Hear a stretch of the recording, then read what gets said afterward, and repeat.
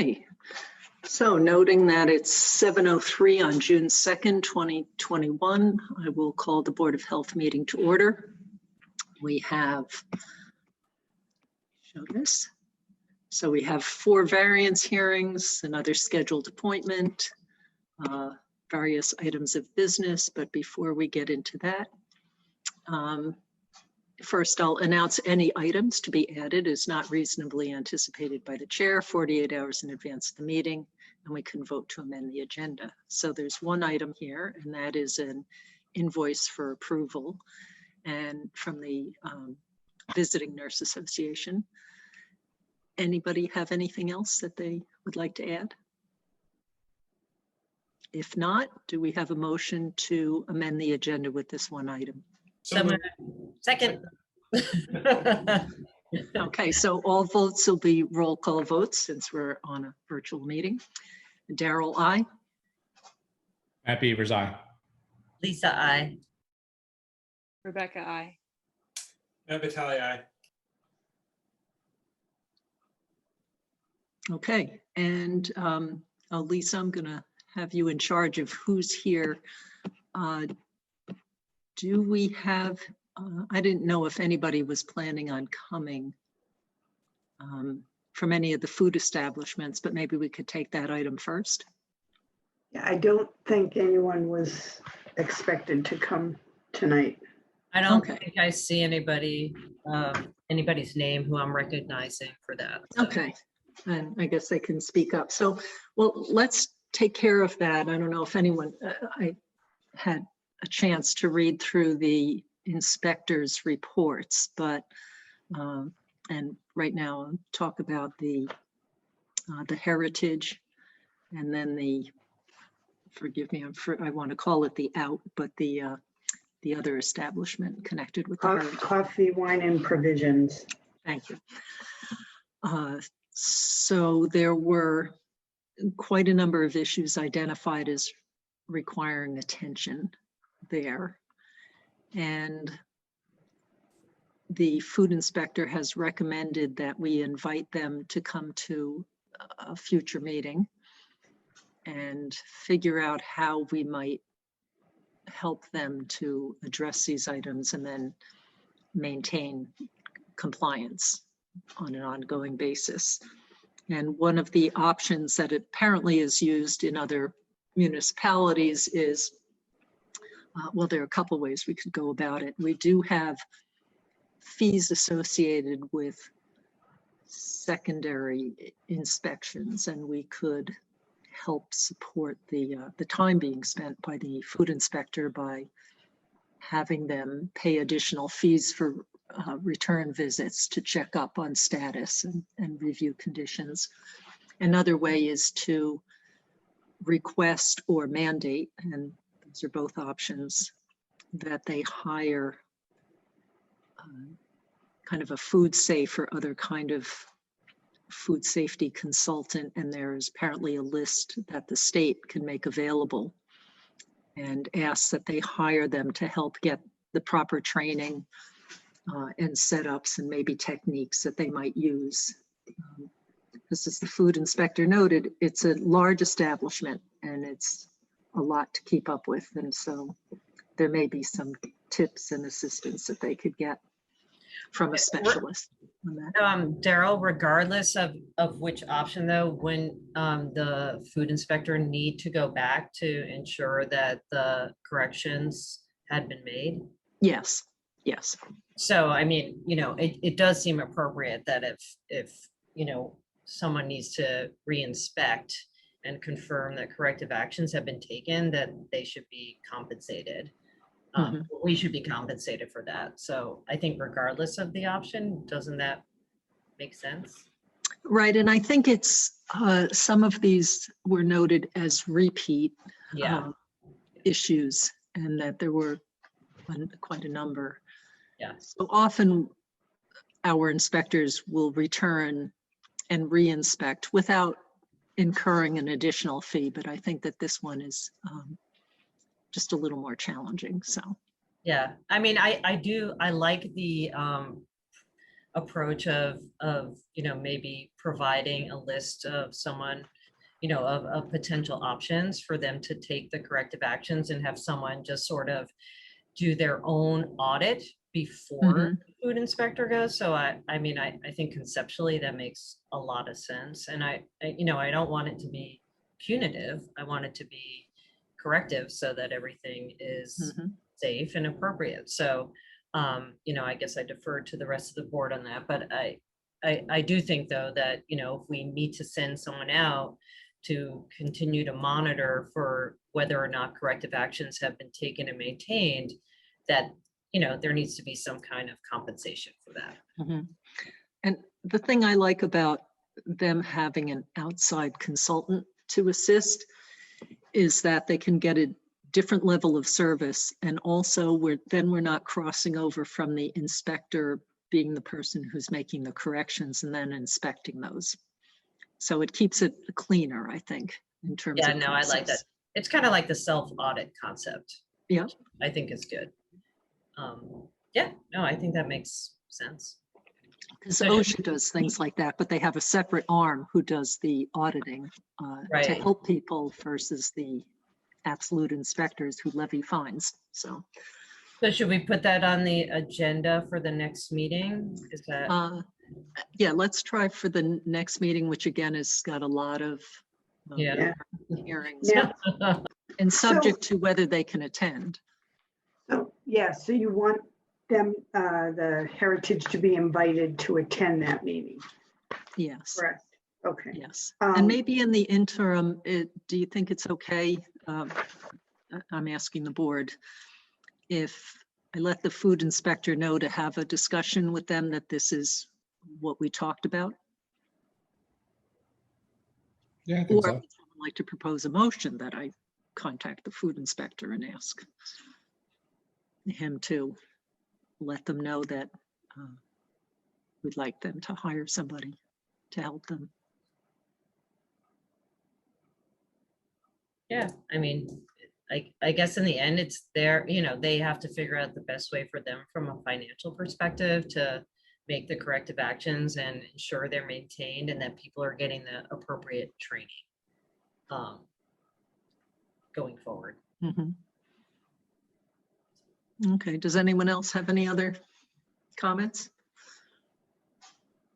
And if not, so Ellen, should would I- it be best if we took a vote to advise the food inspector or just, Yeah, or would he send a letter, something in writing to the Heritage with the date and time for when they should attend the next meeting and include that in the letter? oh, that would be nice. Although I could bet that there has to be a conversation with them first about time. Well, we don't have a lot of choices on time already, I guess, at that meeting. Yeah, I was going to suggest, I mean, there's 4 hearings again at the next meeting. So if you wanted to do it right at 7 or 7:05. Okay. All right, we could offer them that or later in the evening, I guess. Okay, Hopefully they'll take the earlier since the later can be unpredictable. yeah, I can't imagine they'd want later. So, right, unless they're busy at their establishment at that time, so. All right, so do we have a motion to so advise the food inspector to notify them of the request and likely expectations? So moved. Second, Daryl, I. Matt Beavers, aye. Lisa, I. Rebecca Honeywell, I. Matt Vitale, aye. Okay. All right, let's take the, are there any other issues that, okay, there's no agent's business. Do you want to do those permits? The food permits? Yeah, let's do all the food stuff. All right, so we have a Nirvana Tea House and Cafe, a temporary food establishment permit for a one-day event at Unity Farm. And did we receive all the necessary information? And Yeah, and they paid the fee. Tom's talked to them and he's recommended approval. okay, do we have a motion to approve this temporary food establishment permit? So moved. Second, Seconded. Okay, any other questions or comments? Okay, Daryl, I. Matt Beavers, aye. Lisa, I. Rebecca Honeywell, I. Matt Battaglia, aye. Okay, and then we have one for catering, GP Catering for possible productions, another temporary food establishment permit, 2 days on Lake Street. And Ellen, same thing, everything Yes. in for Yeah. them? Yeah, Tom has talked to them. He's recommended approval. Okay, I assume that's a professional caterer who's licensed from wherever Yes. they're based? Okay. Yeah. Yeah. Great. Okay, so do we have a motion to approve this temporary food establishment permit? So moved. moved. Oops. Second. Any other comments? No. Carol, I. Matt Beavers, aye. Lisa, I. Rebecca Honeywell, I. Matt Battaglia, aye. Okay. On meeting dates, there was a change from our October 6th to September 29th. It still has because there are 5 weeks in September, right, Ellen? So there's still Yes. 2 weeks between those meetings. So the 3-week gap just shifts to then between that one and the next one in October. And was everyone able to, is that acceptable to folks? I Sounds think we good. had a quorum. Yeah, yeah, it's fine. Okay. All right, so that's solidified. Any agenda items for next time? Wait, is that a Friday? No.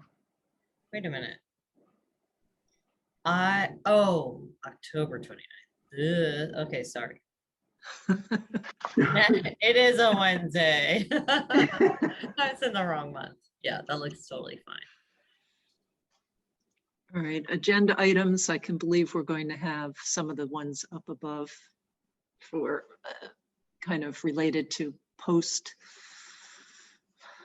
well, it's not post-COVID, ongoing COVID issues, because there are things before the legislature right now. Again, we have lots of hearings. I don't know if anyone has anything else, either now or in between now and the next meeting. Let Ellen know. COVID-19 update. So the select board voted to conclude the state of emergency, and I'm not looking right now. Is Jeff on from select board, Jeff Waldron? He is. Yes, I'm here. Hi. Hi. So does that end the same time that the state emergency ends? Yes, I believe it's June 15th. Okay. That's correct. That's All correct. right, and so that's what the select board voted at their meeting. We had also, it was a joint vote to enter the state of emergency locally at the town level by the Board of Health and the select board. How does this board feel about that? Okay, it sounds reasonable. I Okay. agree. Yeah, agreed. Okay, so do we have a motion to align with the select board and end this state of emergency on June 15th? So moved. Seconded. Any other comments? Daryl, I. Matt Beavers, aye. Lisa, I. Rebecca Honeywell, I. Matt Battaglia, aye.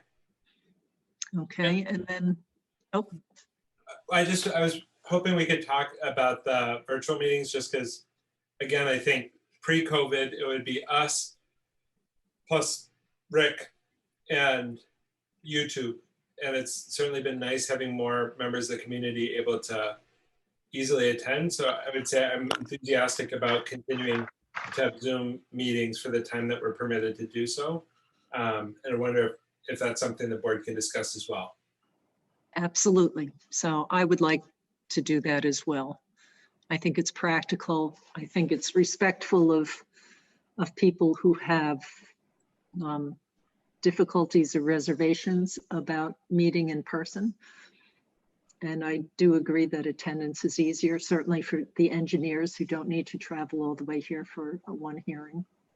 And I think community participation has been a lot better. I think for interested abutters and others, being able to kind of tune in and say, you know, I can kind of keep an ear open while doing the rest of my tasks has been a really positive thing. So I'd love to see it continue. Yeah. For I agree. Our attendance has been much broader with the virtual format, so. Yeah. And also, it's not looking very pleasant since Town Hall is having the front steps rebuilt. And so it's not open fully to the public and wouldn't have the accessibility that would be appropriate for open meetings. And right now it's sort of up to us to go hunt down our own space, which just seems like a task I'm not eager to take on. I think it also means that we wouldn't have access to videotape meetings. So I think it Right. reduces transparency. So I guess for our board, is there anybody who prefers not to continue virtual meetings until September 1st? Assuming the legislation's approved, right? Right, right. Yep, absolutely, conditional on not being outlaws. Can I ask a question? Has anyone heard of any complaints or concerns from the public? Because I have not, but I just wanted to ask that question. I think I haven't heard anything for Board of Health. I've heard general positivity on rare occasion and mostly benign silence. I know that when we were at the select board meeting, there was at least one or two members of the board who felt like there was value to a return to normalcy and in-person meeting and kind of being able to separate board activity from household life, which totally recognize. I think if our board felt like we could do it better by meeting in person, that would be different. I actually think it's easier in terms of reviewing the plans, looking at shared data simultaneously, and other pieces. Like I feel like Zoom has actually worked better than in person. I totally agree. I totally agree. Jeff does have his hand up though, Daryl, so I'm just letting you Okay. know. Jeff, would you like to weigh in? Yeah, I mean, I 100% agree with the conversation. I'm not sure the select board is fully on board. I don't think the select board doesn't have any jurisdiction over our meeting because we derive our authority from the state. So Yeah. I would say select board can totally meet as you guys see fit. But I think for us, the authority for the Board of Health derives from the state. And so we certainly are not jurisdictionally under select board. And I have to say, like, looking at the plans and having the engineers speak the plans on an electronic format has actually been a significant improvement than us trying to huddle around a paper version. So I think in terms of our review and purview, it's actually been an improvement. No, I get it, and I understand what you're saying. It's just that I think I'm hopeful that the state extends it, like you say, till at least Labor Day, because the select boards probably, even if they don't have purview, will try to encourage as many committees in town to follow their view unless the state extends it. I mean, I think it is totally dependent on the state allowing it. What I would say is I think again, the idea that the select board would override the Board of Health in response to pandemic pieces just seems certainly like an overreach to me. So I hope that would be.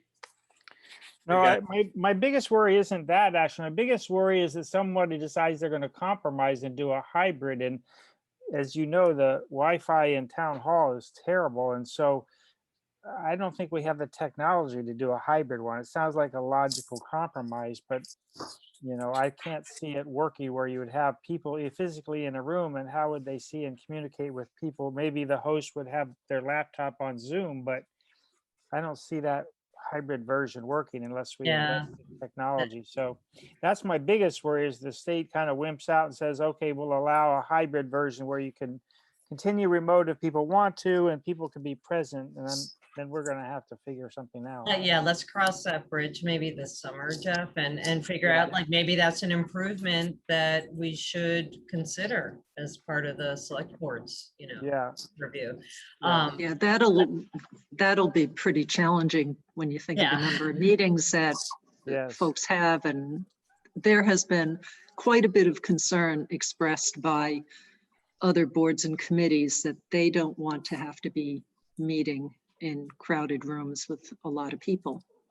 So they're concerned, whether they have kids that they don't want to bring stuff home to the unvaccinated youngsters or whatever reason. So And you know that you typically meet in the same room the select board does with the Right. more audiovisual equipment, whereas Concom and advisory and others meet in the opposite room that doesn't have any of that gear. So right, it's or all definitely sorts of complicated. rooms. And Anyway, I'm hopeful that we can follow your guidance and I'll do But it. what I would say is, I think if select board wants, like, what I would say, I think our guidance is really our board speaking for its own best practice on assessing what gives the best community access and is operationally efficient. That could be totally different for different boards. So I don't think the intent is to say all boards should meet virtually. I think every board should either, if their jurisdiction under the select board, go to what the select board says, or if they're not, should go to the what works best for their own board. I would encourage the select board to let board self-identify what works best, just because, I think we all share a common goal. And certainly it feels like if we go back to where we were with no change, it's a step backward from where we've gotten to the transparency and community engagement, which would be unfortunate. Yep, I'm with you. I could believe that there might be a point at which we're called upon to help out some board or committee that is concerned about a rule that says that they must meet in person. So just for everyone to keep it on your radar, that could come up. I think it may come up. Like what I would say is I think if there's not a state of emergency, I think it's hard to say, like, I don't think it's in our best interest if somebody's under the select board in terms of hierarchy for us to say we're in the middle of that. Just because I don't think we've got, I think the reason to do it isn't because doing in-person meetings is dangerous. I think it's because doing remote meetings provides greater public access and transparency, especially for the boards that have much briefer minutes than Ellen provides for Board of Health. It's much easier to know what's happening in our current state than it was historically. Yeah, I would agree. And as the person kind of monitoring who's attending, we have at least double the participants that we had in versus live meetings. So to me, that's a benefit. Yeah. So I guess though some of this to me overlaps again with people for whom attending a meeting poses some kind of a health risk because of autoimmune or something else. And then depending, even though I don't know, and maybe the doctors can update me on what you're seeing, but so I see that from the studies, it's looking pretty good that people who are vaccinated are not big transmitters of infections. So if that continues, then that's great. So I think if that changes course for whatever reason, then I could see where parents of young kids are not going to be comfortable coming to a meeting where they might bring something home to their kids. So I think that if someone's a caregiver, and those are the pieces that I think it is an issue of health protection, but so I think maybe it means people resigning.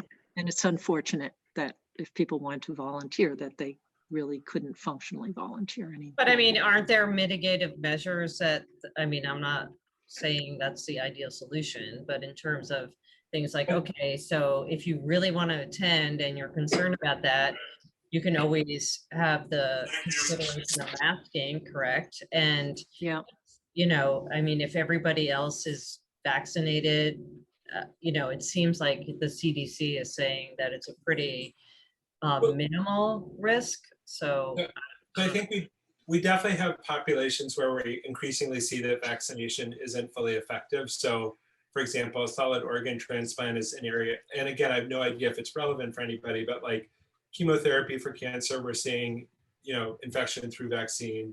I've definitely heard of some of our MS patients not generating antibodies in the setting of some of the meds they're on and for solid organ transplant. Again, I don't think these are common. I think the important factors are disease prevalence is sort of exponentially lower than it was 4 months ago. So I think the likelihood of COVID coming into the room is much, much, much, much lower than it would have been in March. And I think for vaccinated individuals, the risk of them becoming infected in this setting are pretty low. I think that working actively as boards to thoughtfully accommodate members and integrate that input in a flexible strategy that aligns with all open meeting law is incumbent on all of us. But I think that sort of personal accommodations or personal risk factors, I think, get tricky. And like, I'd sort of rather tackle them in the specific instance when it comes up than an abstract idea ahead of time to try to cover all the possibilities. I'd also point out that there are populations for whom attending a public meeting even without COVID would present a risk, right? Like you can theoretically be immunosuppressed in a way that like you wouldn't want to come during flu season either. And so I think it's just a further argument for anything we can do to improve access to our meetings is a good thing. And maybe these virtual meetings are an upside that comes out of it. Yeah, I totally agree. But it's not even necessarily a COVID specific thing for some people. Can you please go on mute if you're not speaking? Thank you. I think there are advantages and disadvantages of both. And so why don't we just see how things go and revisit it when we have handicap access at the town offices. Because maybe there's a way to have access, online Zoom access for every meeting. Maybe there'll be a way to compromise or get people satisfied on both sides of the debate. So we have one every other meeting, or I don't know. I have no idea what people feel like at the. Yeah, I think there's the technological issues that Jeff already brought up. I don't think that anyone's adverse to that. It's really, is it feasible with our current technology? And maybe that's something the select board can take up. Thanks, Jeff. Because I think the last time that the Board of Health had a in-person meeting with a remote component was a few years ago, and we used it because a peer reviewer for a large project who lived in New Hampshire, it was in the winter, the weather was not good at all, and so we had that person call in, and it was pretty tough. So I don't know if you remember that, Rebecca, you were there, but it was not easy to hear the person clearly. It wasn't easy for them to hear people speaking from the audience. So there's a ways to go on that. But I do like the idea. I think I was reading that it was something like 0.1% of people who have been vaccinated contract COVID. So it is a low number so far. All right.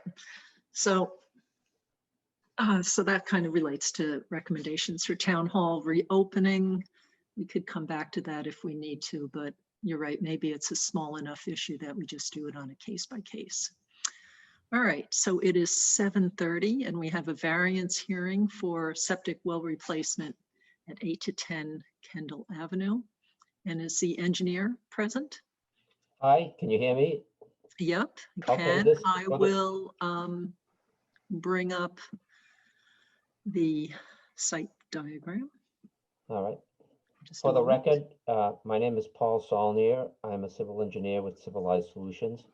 My partner Eric Dickinson and I are both involved in the design of this replacement septic system. While Daryl's bringing it up, I can tell you it's an existing 3-bedroom, 2-family residence. It will continue to be a 3-bedroom, 2-family residence. So we have not added any flow to the design. We performed 3 test pits as required by the Sherborn rules and regulations and 2 perk tests. 1 perk test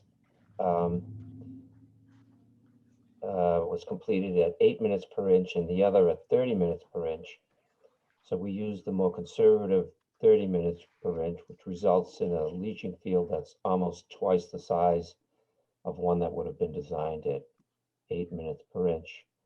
Some of the constraints we had on site where the property lines to the east as well as Kendall Ave, and 2 trees on the property, one fairly large that they really wanted to keep, and a smaller one, which unfortunately an 8-inch will have to go as part of the design. Because it's a repair and there's no increase in flow, we elected to use an alternative technology, Elgin in drains, which by their remedial approval, the state considers Elgin in drains as secondary treatment, and therefore allows the bottom of the Elgin in drains to be 2 feet above the seasonal high groundwater versus 4 for perk rates slower than 2 minutes per inch, which of course that's what this is. So based on that, those limitations and that design criteria, we came up with a design that includes 4 trenches, each one stepped 1 foot lower than the next, which is considered a reasonable drop in elevation to prevent bleeding from the higher trench to the lower trench, and also helps reduce the site impacts, the size of the mound, etc. We raised the grade near the house about 1.5 feet down to the eastern end of the system by almost 3 feet. And the limitations, both by the trees, as I said, and the property lines, is that we are looking for relief from the property line setback, one for 15.9 feet versus 20, and the other 15.8, I believe, versus 20 off of Kendall Ave. And then of course, there's the other variances from the Sherborn rules and regulations that due to the site constraints, we cannot meet, for instance, depth of groundwater, naturally occurring groundwater, etc. So that's the design so- summary. All right, we'll talk through those in a moment. I'm going to back up for just a moment. Ellen, have we received all the green cards? We have not. 3 of them we do not have. 3 out of, let me see how many there were altogether. That had to be sent.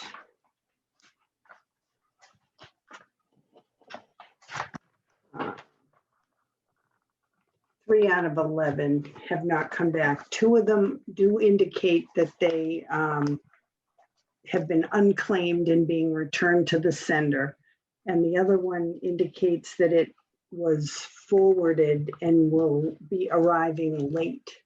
So I would recommend that, you continue the hearing, but that when the applicant receives those green cards back, or not the green cards, the unopened envelopes, when those envelopes are returned, that he bring them to the office, and that if the plan is approved, the approved plan wouldn't be released until we did have them all.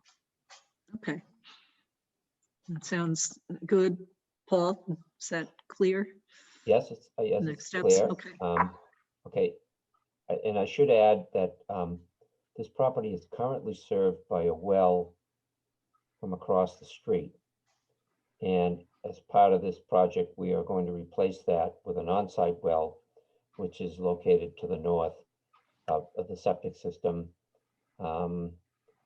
The minimum offset that Sherborn requires is 125. That well is going to be located at about 133 feet. And the pipe coming from the well across the street, of course, will be capped off so that there will only be one service to the residents. Okay, so the lines will be cut and the well will be abandoned, both? The well across the street still serves number 9 Kendall Avenue. Oh, okay.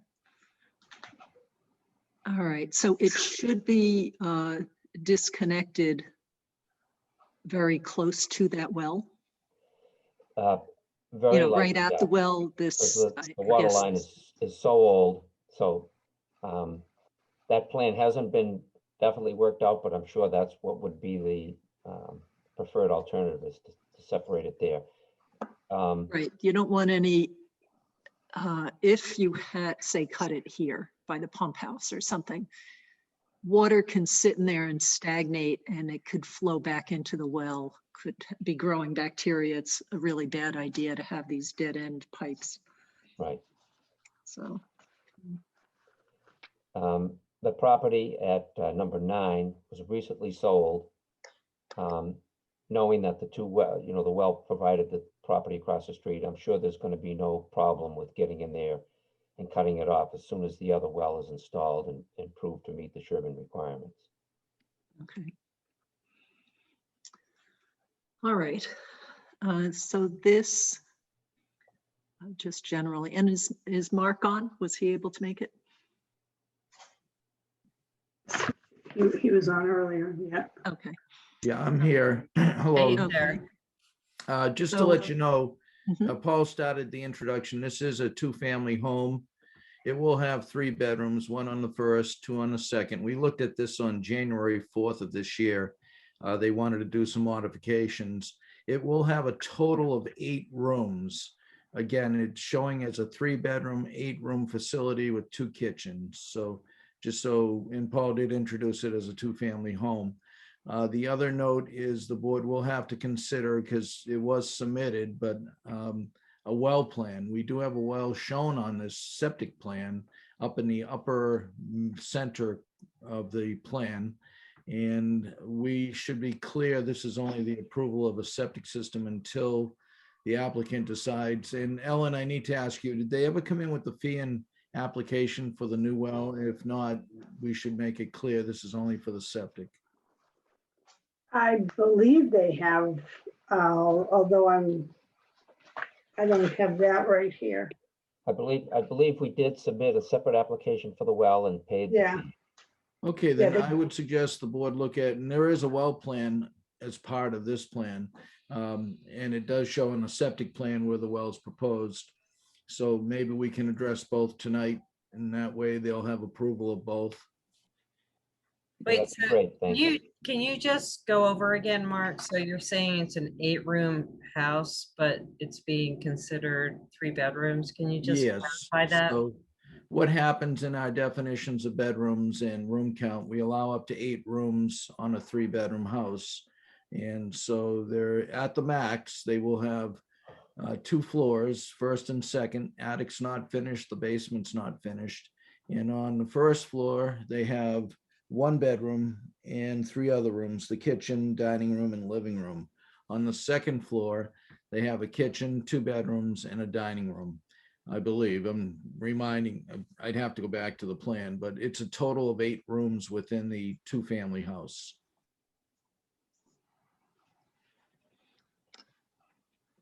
Okay. So again, I think based on the site layout where the proposed well is, where the setback is from this other well, sorry about these little things popping up. I think the CAD might not have been a flattened file, so it's popping up with CAD information here periodically. Really, it was a choice, it seems to me, between this, where it's being put, and right over here. With this being the advantage, if I understood correctly, Paul, that this would not require a pump, nor would it require installing any lines beneath the driveway. That's Is that true. And as you correct? pointed out, Daryl, we did look at the other side. There's a considerable amount of exposed ledge to the west of the house. And it is probably 10 to 20 feet higher, so it definitely would have required a pump. Mm. If we could find an area that had enough suitable soil, the ledge is exposed up there. There's quite a bit of it exposed, so. And I think our test pit number 1 closest to the west side did hit ledge at 108 inches, or at least refusal. So the safest area, the best soils, was the area that we selected. Okay. Does anyone have any questions? Any of the board members? And Mark, are there any other things you'd like to note about this? Yes, Daryl, sorry about that. I'm having trouble with the mute button. Just to correct myself, the second floor has a living room, 2 bedrooms and a kitchen versus, I think I said a dining room, 2 bedrooms and a kitchen. It's actually a living room. And this plan, Paul is correct. In fact, I was out last week doing some soil testing on the abutting lot to where you asked about putting a septic system to the left of the house, and ledge does start to crop up in that area. And so with that said, this was the chosen area by the engineer based on that. And I would just say that the only thing is, if we do approve it, there is going to be the conditions for IA, for the deed recordings for IA technology and the garbage disposals for both kitchens. I think we may need to recognize there's 2 kitchens in this facility. So when we do the deed recording, it recognizes that. And the other thing I would say is that I have no problem with the request for the approval of the well, if they so wish to have that, if you so wish to have that as part of the process tonight. Okay. And are there any abutters to this property who have any questions or comments?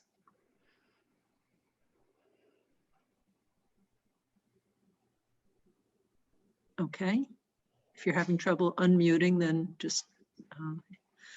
Can I just ask, I know that we don't specifically have room count as part of what we're considering, but I just want to make sure that my mental framing is right.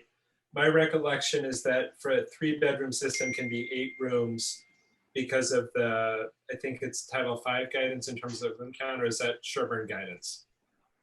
That's correct. That is Title V. I believe we recognized Title V and blended it into our regulation as well. Yeah, it's also in That ours. sounds right to me. And then for the second floor unit, we have a living room, which is a room above the first floor, but in this case is not being considered a bedroom because the totality of the unit is on the second floor. Is that the circumstance? Yeah, that's, if I can, that's the way it's being described. It's being described as a living room, a kitchen. So you have 2 rooms that have non-bedroom functions because it's an apartment, and then you have the 2 bedrooms. Perfect. Thanks, Mark. You're welcome. Okay, I'm going to bring up the letter now. Variance request letter, and we can go through that.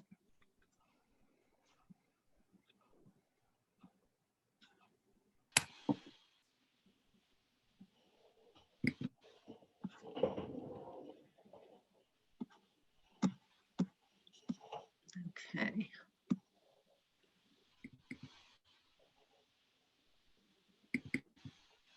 All right, I'm going to combine 1 and 2. So do we have a motion to grant a variance to section 8.01? And this has to do with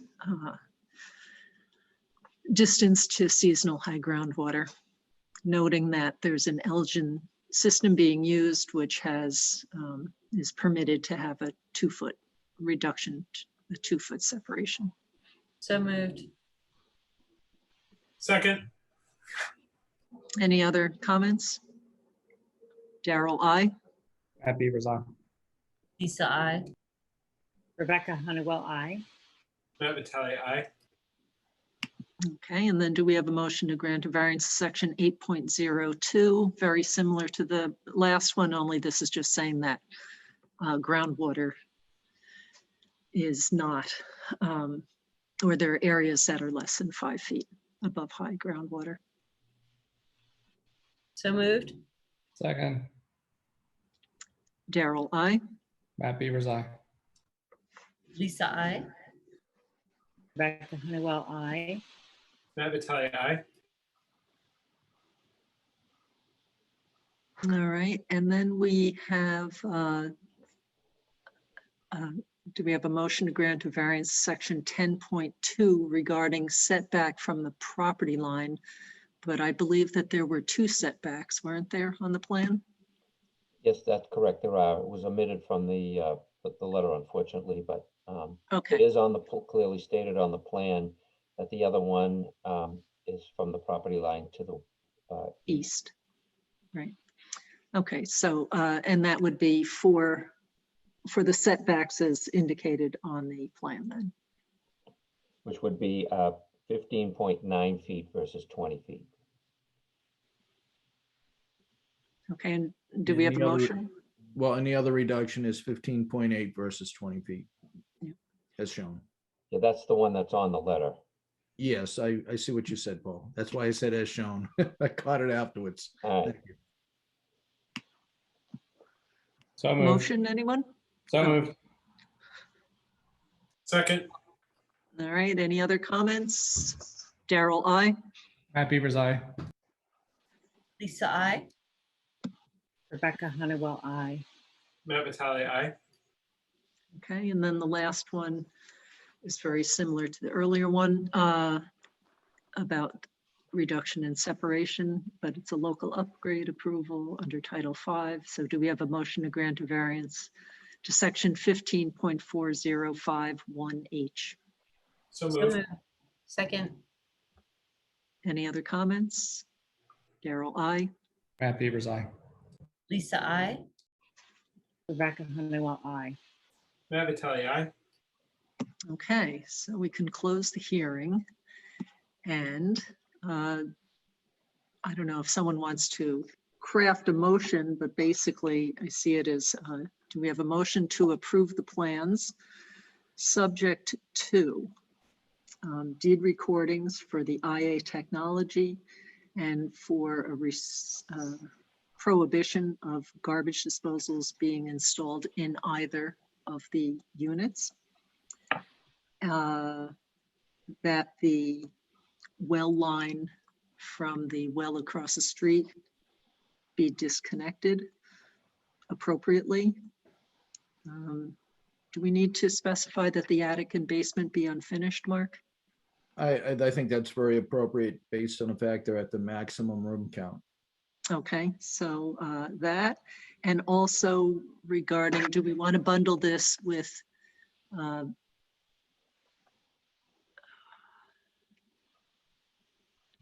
your ability, post your review of the well plan that's been submitted and that passing appropriately?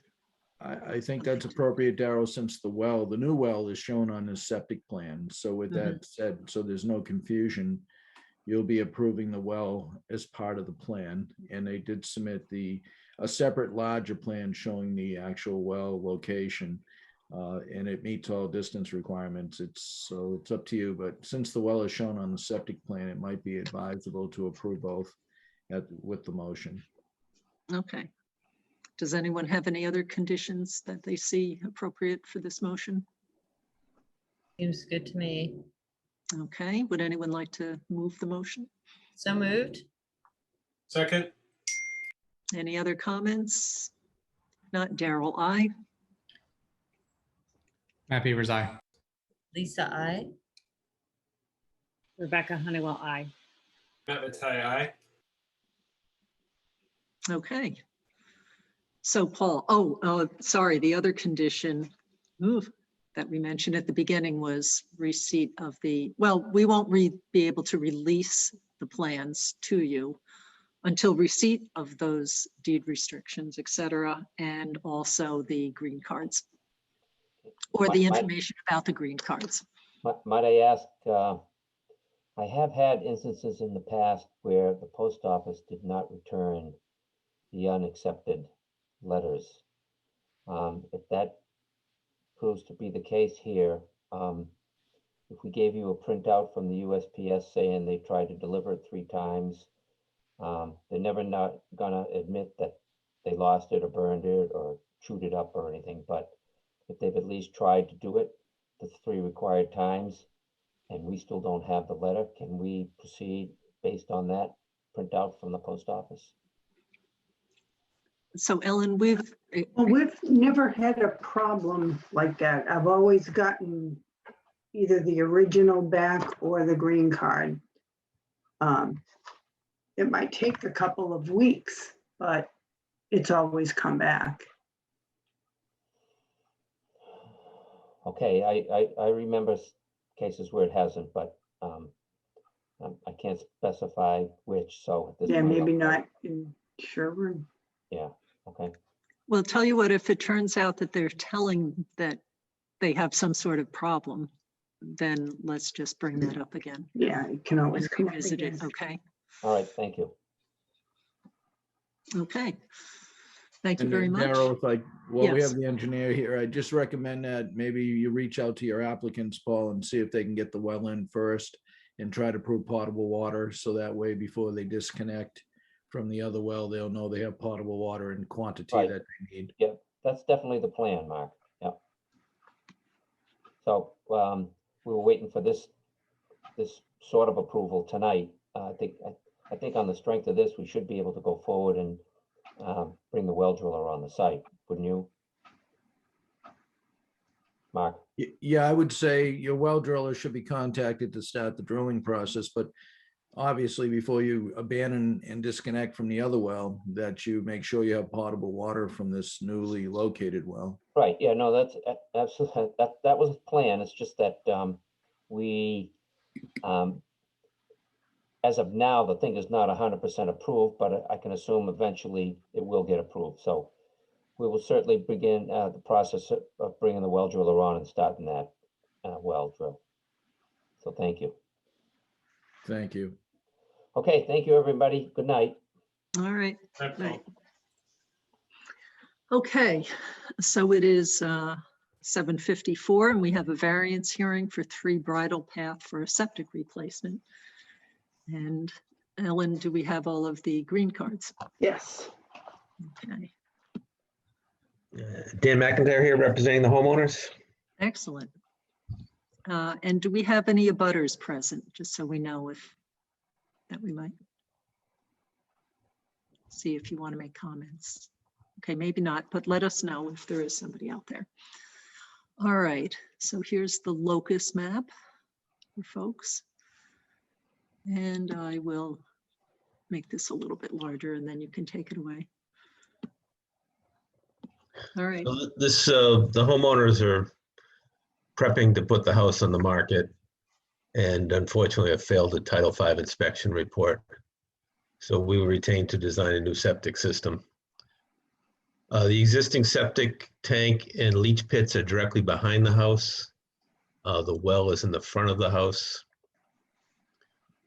There's an area kind of in the back corner, excuse me, where we tested that meets the 150-foot well setback, since the front yard is down gradient of the backyard. mhm, And we found some soils there that can support a septic system. We did test kind of in other areas a lot and found high ledge, so this really is the spot for the septic system. It is higher than the backyard now, so we're putting in a septic tank and a pump tank. And we're going to use an alternative technology in order to fit it in this space. And we are asking for a couple of waivers related to the groundwater offset. And Darryl, you're showing the area of the old system there. Yes. We're tracing. The Yeah, old those are the one. old leaching pits. and these are the new, and here's the force main up. Okay, all right, pretty straightforward. We see the arc for the well and the usual site constraints. So does anyone have any questions from the board on this? Any particular comments, Mark? You may see that there was some additional soil testing towards the old system. Dan made the decision to try this area, which had suitable soil conditions. The other area started showing some ledge, especially, I believe, way out there near depot number 4. Yes. Okay. So Okay, the waivers are related to the groundwater. We're looking to get a 2-foot offset to groundwater using the DEP approved alternative technology in an effort to keep mounting to a minimum and drainage issues to a minimum. okay. So do we have a motion to grant a variance of section 8.01? So moved. Second, Seconded. Any other comments or questions from anybody out there? Okay, Daryl, I. Matt Beavers, aye. Lisa, I. Rebecca Honeywell, I. Matt Vitale, aye. Okay, and do we have a motion to grant a variance to section 8.02? So moved. Seconded. Okay, comments? Daryl, I. Matt Beavers, aye. Lisa, I. Rebecca Honeywell, I. Matt Vitale, aye. All right, well, deja vu, do we have a motion to grant a variance to section, Title 5, section 15.4051H? So moved. Second, Okay, comments? Daryl, I. Matt Beavers, aye. Lisa, I. Rebecca Honeywell, I. Matt Vitale, aye. Okay, so those are the variances. So we can close the hearing, and are the plans ready for approval, Mark?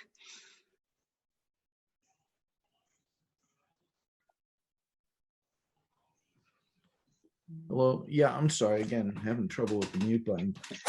Yes, the plans are ready for approval, conditional to deed recordings for both the garbage disposal and for the IA technology. Okay, so do we have a motion to approve the plans subject to receipt of those 2 deed recordings? So moved. second, Any other comments? Daryl, I. Matt Beavers, aye. Lisa, I. Rebecca Honeywell, I. Matt Vitale, aye.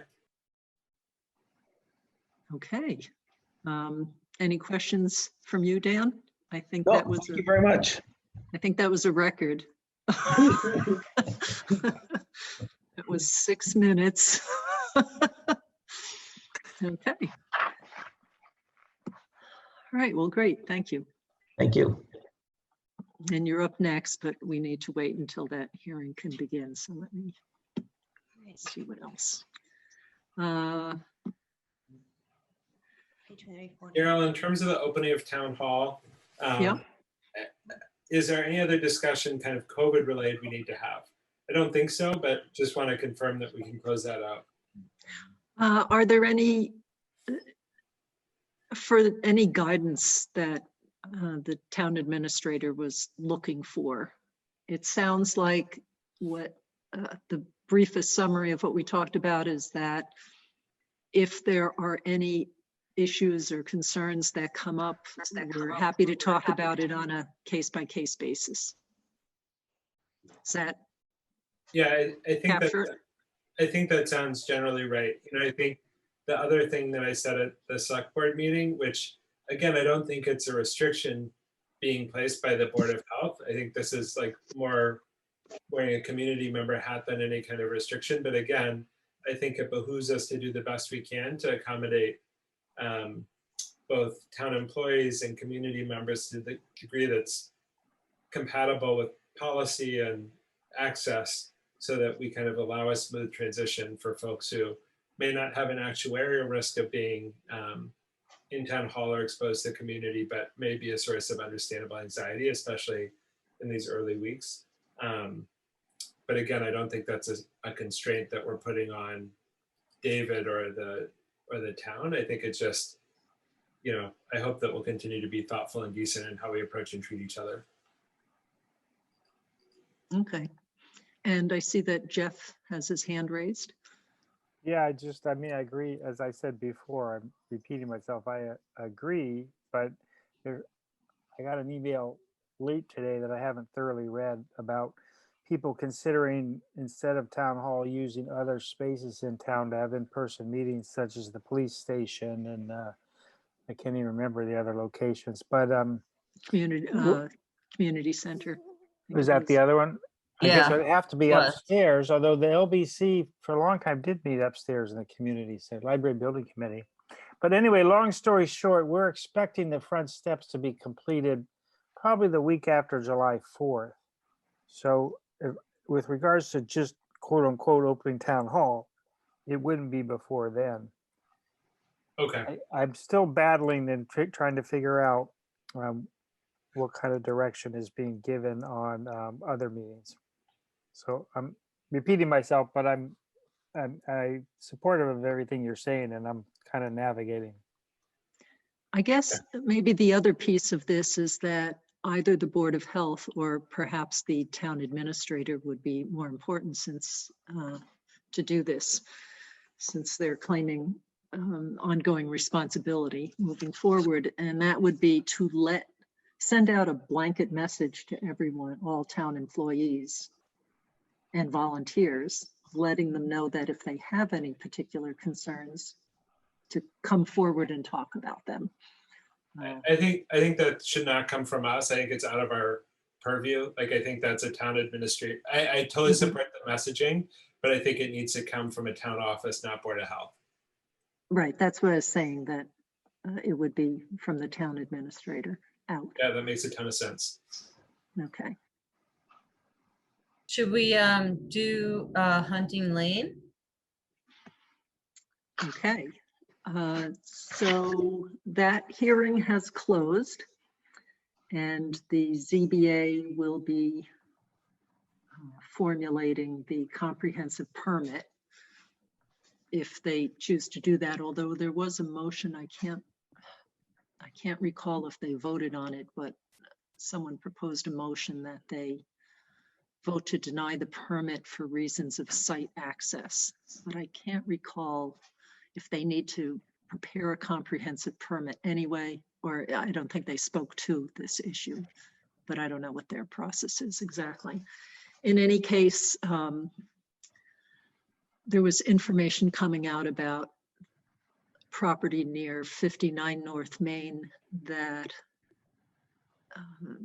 following the pump testing that was done there, but it was much shorter than what we had recommended, but it was what was agreed to back during the hearings for that 40B project. And Mark, I don't know if you recall, it was a day or two, but it was not longer than that. And it was simultaneous pumping of the wells for some period of time with. It was 2 days, staggered. Carol. We down at 59 North Main, it was for 2 days. Mhm. Then we did another subdivision housing facility, and that was a 3-day pump down with 3 new wells.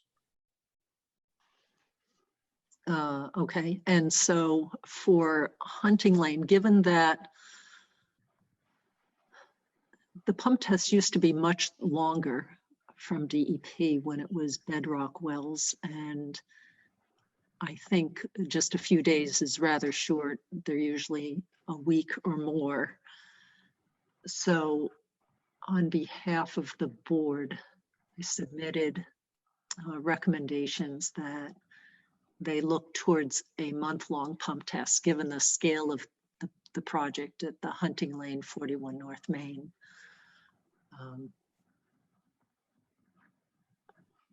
To consider as they're formulating the comprehensive permit. And just for the sequencing, and I think if this is out of scope for the posted agenda item, feel free to sort of defer. But in terms of the site control question, I can't remember for the plans whether the wastewater treatment facility or the wells were on which parcel they were on. So if in fact they don't have access, but if they ultimately prove not to have access to the 61B areas, like how does that play out in terms of the ZBA permit? Or, is there a possibility they'll come back with saying, oh, actually, we're going to do this as not a wastewater treatment plan or some other piece of revised plans under the existing ZBA application? Like, do we have any insight into that? They're able to change an awful lot of the plans as they go through the hearing, but once the hearing is closed, I'm not sure if they can continue to change. And I'm trying to think back to Whitney Farms had an awful lot of negotiating and adjusting of plans going on as the comprehensive permit was being formulated, but I don't know if at that time it was overlapped with the open hearing. And it was too long ago for me to remember the details of that process. So in terms of can they switch to something else under this application, I don't know. Okay. And then both the wastewater treatment and the wells are both on the side of the railroad tracks towards the 31 Hunting Lane. So the wastewater treatment is absolutely on 31 Hunting Lane. And I'm not recalling at the moment if 41 North Main property lines crossed over the railroad tracks or not. Mark, do you remember? I thought it was all on one side of the railroad track and the other was on the other side, but I'm not. And I see Jeff with his hand up too. I don't know if he has insight to offer. Oh, okay, Well, Jeff, you know? My recollection, and yours is probably better than mine, my recollection is the property that we were talking about at town meeting was considered to be something the pipes would run under, that it was a connection point. And that was viewed as, not permissible. So that was part of the reason. I didn't think that the primary septic system or wells were on that 20-acre parcel. I thought it was a means of getting connections to the development and the the infrastructure.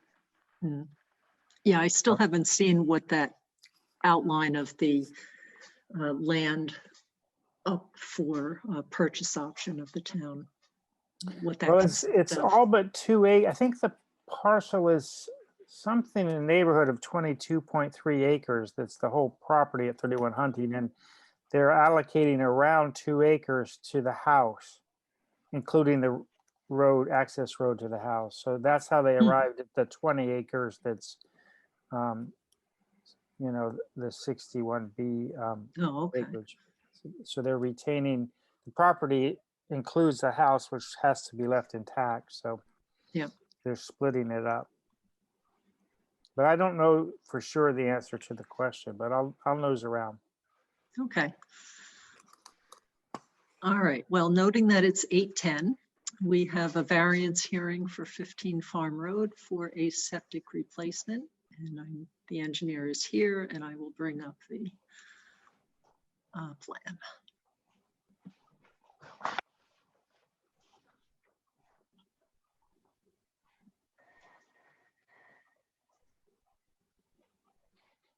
Okay, so here's the locus. So this is right on Farm Street next to the railroad tracks. Yeah, could you see that? My little speaker box is over it, but can you see it on your end? Yes. Okay. Excellent. So this is an existing 3-bedroom home. Oh, sorry, Ellen. Yep, I almost forgot again. You always forget. The green cards. Yeah, I got them all. That's okay. Okay, thank you. Sorry, Dan, go right ahead. So this is a 3-bedroom lot on a fairly large parcel. It's an acre and 3/4, but it's kind of an odd shaped parcel. And based on the on-site well and the neighbor's well, we pushed to a small corner of the lot behind the house, which is where the existing cesspool is located. This particular property had its well drilled a few years ago when their original well had some problems. The original well is still shown there next to the driveway. That has been abandoned, and the new well is in the back part of the property, back down there. Yes. So we did testing behind the house. We found enough soil to support a septic system, but it does have high ledge in that area and a high water table. So we're proposing to use an alternative technology to reduce the groundwater offset, to minimize the amount of mounding in that backyard, so we can keep grading on the property as well as not cause drainage to go back toward the house. We're using a septic tank and a pump tank to make all the grades work. And we are keeping it at a 3-bedroom house. We're not asking for any additional bedrooms on this one because we are asking for waivers to both the Sherborn regs and Title V. All right, so frankly, besides this corner where you're putting it in, it looks like along this property line would have been the only other possible spot, but you've noted ledge. And then the rest is wetlands and setbacks from wells. Yes. So, okay. Does anybody else on the board have questions about this? And Mark, do you have any particular comments that you wanted to make about this property?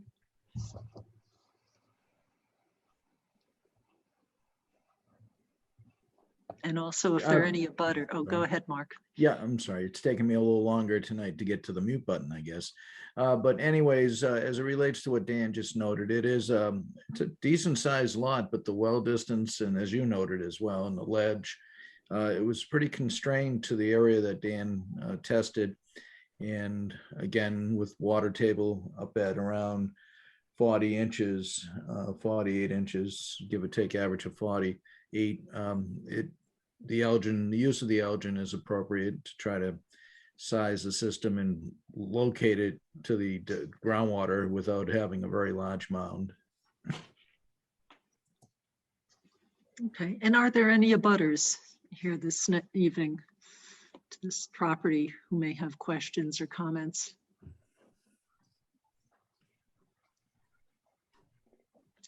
Maybe not.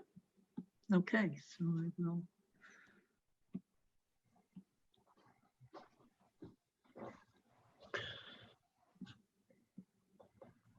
All right, so we will move on to the addressing the variances. So the 2 waivers related to groundwater are the ones we typically ask for. We're asking for a 2-foot offset to groundwater using the DEP approved alternative technology. And we're asking for a waiver on the groundwater being less than 5 feet from grade under the Sherborn regulations. Okay. And then because we are in a tight situation behind the house, we are asking for a variance on the property line offset from 20 feet to 12 feet.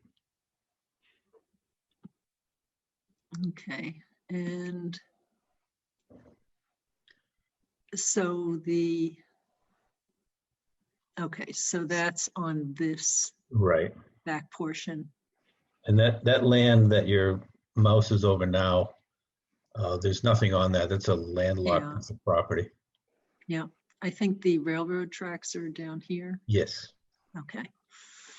So basically the placement is keeping it the correct distance from the abutter as well? Is that correct? Yes. Okay. Yep, here's that to the abutters well arc. What was the reason that a retaining wall wouldn't work? Could you just explain that again? Well, I think it would be more than a retaining wall. If we raise it up another 2 feet, we'd have drainage going back toward the house. And that was more of a concern. We certainly could put a retaining wall along the property line to keep the grading within the property line at an additional expense. But the real issue is having water heading back to this house. This is an old house. It's got an old stone foundation. It would be really susceptible to water running back into it. Right, if it was a new foundation going in, you could put all sorts of barriers and Right. coatings and what have you. Okay, all right. Any other questions on that, Rebecca? No, okay. So do we have a motion to grant a variance to section 8.01? So moved. Second. Any other comments? Daryl, I. Matt Beavers, aye. Lisa, I.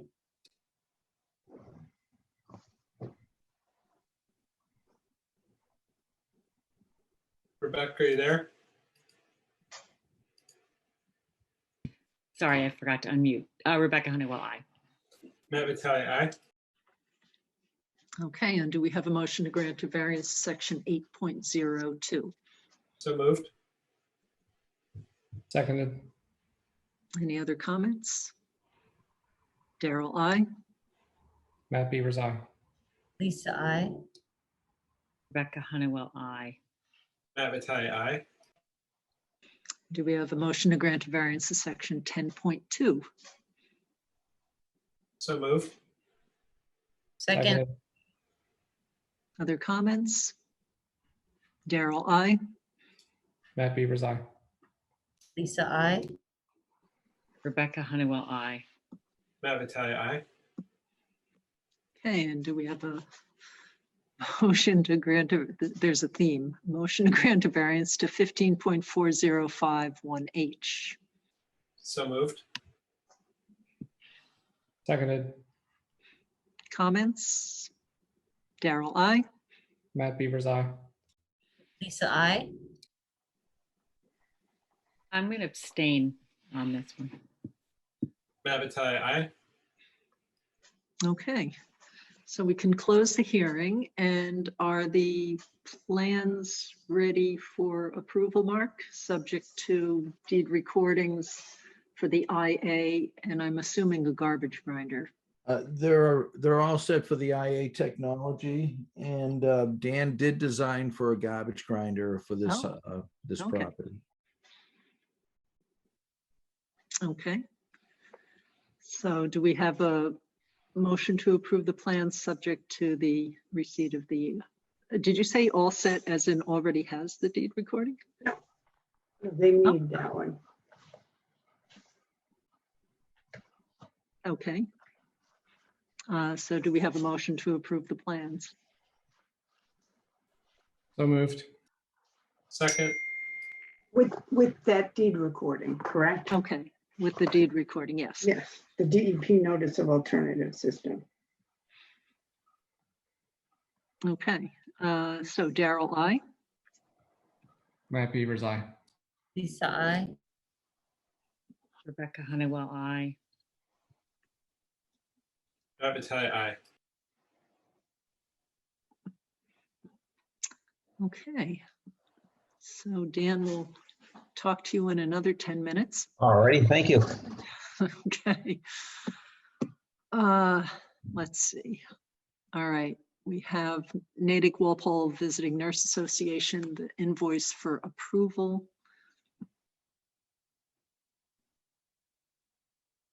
I don't remember seeing the invoice. Yeah, I added it to Google Docs this afternoon Oh, because it okay. just was received today. Okay. Would you mind describing it so I don't have to spend the time to go pull that down? Yeah, it is, this is not their contract invoice, it's the additional invoice for Maven and COVID related expenses. Mhm. And this month, for the month of May, it was $1,601.17. Oh, that's considerably down. Yeah, that's from- like 70 or 80% lower than what we were seeing. Yeah. Right. Wonderful. And that, And yet, oh, sorry, go ahead. I know, I think in May we had at least one fairly complicated contact tracing effort that Alyssa was pretty enmeshed in, so it seems reasonable. Yeah, okay, and that's good news for all of us. Okay, so do we have a motion to approve that invoice for payment? So moved. Seconded. Any other comments? Daryl, I. Matt Beavers, aye. Lisa, I.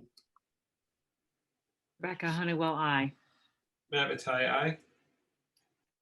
Okay.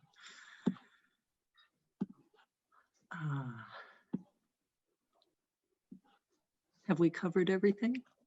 Yeah, I think we have. Wow, amazing. Unless, well, there's, yeah, other than the scheduled times. Right, right. I don't want to have this one early just in case someone Yeah. would be joining for that. Yeah. Boy, whoever thought we'd have this issue. Hasn't happened since I've been on the board.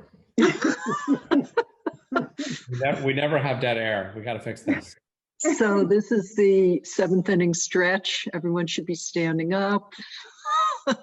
I'm going to go get a cookie out to you guys in 5 minutes. I might go grab a drink. I'll be right back. Water. Okay, so we will officially kind of pause for recess for 5 minutes. But if anyone wants to talk about non-Board of Health stuff during this time, feel free. Well, I'll always take ideas for a high school graduation speech tomorrow night. If anyone has ideas, I have a plan. Yeah, I'd ask you to mention what it is, but don't want to take away the excitement of Excitement, yeah. delivery tomorrow. So, Maybe you could just pray for no rain. no, okay. I think that's always a good bet. Yeah, Yeah. they debated because normally they'll have it indoors as their plan B, but they didn't want to do that. So their other plan B was to have it on a different date, but they're committed to going with it right now. 175 graduates, Lisa. That seemed high to me. Is that you're more recent than I am? I'd say anywhere between 160 and 180 is pretty much the norm. Yeah. From what I've seen the past several years. So Yeah, I thought 180 was a few Yeah, years ago. so- I don't think that's anomalous. Okay. But I will send good thoughts on the weather. Okay. I need them. Actually, it was I think it was 100 degrees when Jack graduated. It was pretty freaking hot. And what time does it start? I think 6 p.m., Oh, okay. which shows as being 50% chance of rain at 6 p.m. Oh, So we'll see. dear. I think it's going to be fine. Yeah, I'm sure. We pulled off the Memorial Day ceremony on Monday, so that was looking iffy. Yeah, I planted my veggie garden only to have it completely consumed by groundhogs and bunnies a day later. So so aggravating. We'll get you Well- a beaver permit. Don't worry. Where is that when I need it?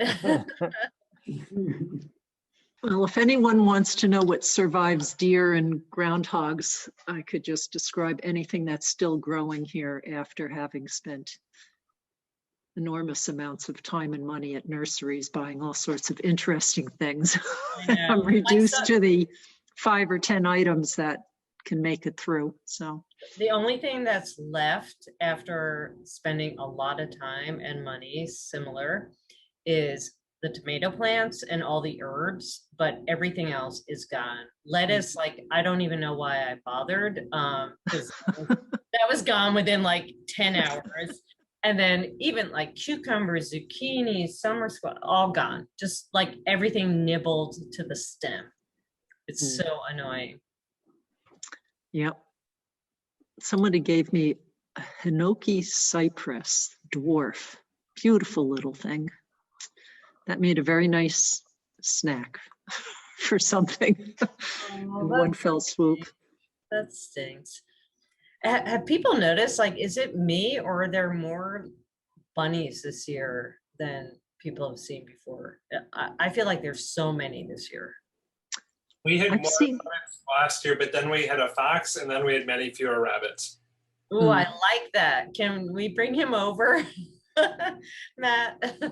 Definitely. Okay. Oh, see, I miss the bunnies. I see them when they're young and then we never see them again.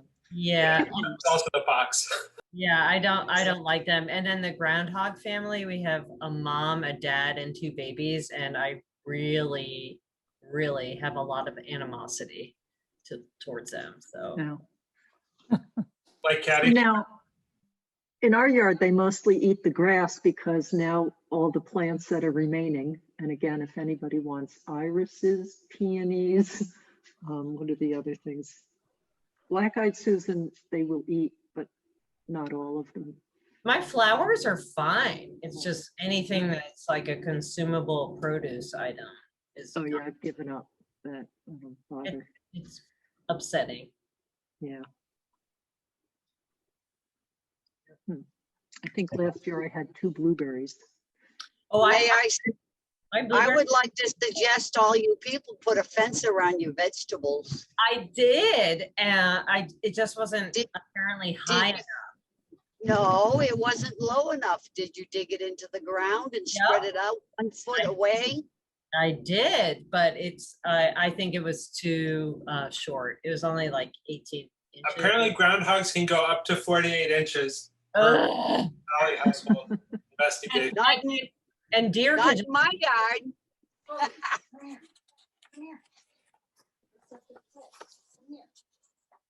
We solve this by planting in containers on the roof deck. yeah, that sounds feasible. I find That's a- Can't grow much, but it doesn't get eaten.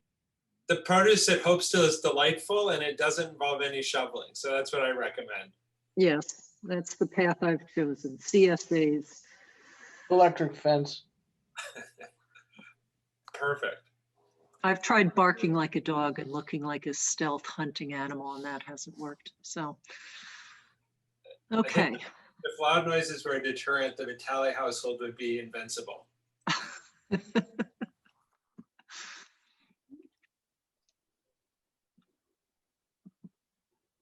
Okay, I'm going to get ready because we have a minute.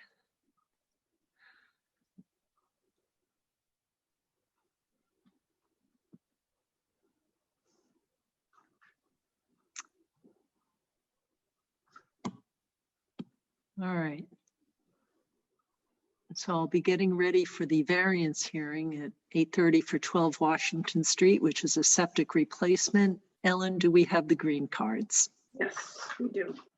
It's still Okay. supposedly 20 minutes till we have to be in here, but you never know how they run. Oh, hi, Nathan. Could you Actually, put there's a yourself on ground meeting. mute? Yeah, you're at 8:50, Nathan, if you can mute. Thanks. All right, so let me bring up the plan. I will open the hearing and all right. And here's the locus map up in the corner, but now I will, which is Maple Street and Washington Street. Yeah, almost diagonally across from Town Hall. This is located. Yeah, town hall's right over here. So this is a 4-bedroom house on 3/4 acres of a lot. It's being sold and did not pass a Title V inspection. So we will retain design a new septic system. The well is located somewhat centrally in the lot, right next to the driveway there. There's really no place on the lot that we could test that could get 100 feet away from the well. So we tested in an area where we thought we could get good soils where the existing system was. And we did find decent soils there, although somewhat of a high groundwater table. So we're proposing to put the system back in that area. And we are asking for a reduction in the well offset below 100 feet down to 77 feet under a local upgrade waiver. Title V allows that up to, I believe as close as 50 feet, I believe. But in order to get that waiver, we have to design, we can't ask for waivers to groundwater, so we are designing it for a 4-foot offset to groundwater. And we are putting in alternative treatment, an alternative septic system that will improve the effluent quality as it goes into the ground, plus the 4-foot groundwater offset as part of our waiver request or variance request. And I have a question just before, I don't know if you have more to say, but So the prior septic system was roughly in this area? Was it towards the front or back or, It's right in where you are now. okay.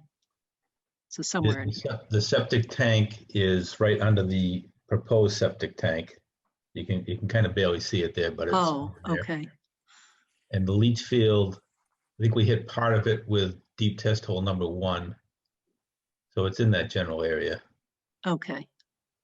All right. We didn't want to destroy it, with our testing. Yeah. Okay. So the existing system is within 100 feet of the well Mhm. also. Right. So you haven't changed that relative distance. Right, I think we've improved it by a few feet. Okay. And what about the other well? So that's the property well. Can you just clarify the abutter well? Yes, the abutters wells are quite a bit further away.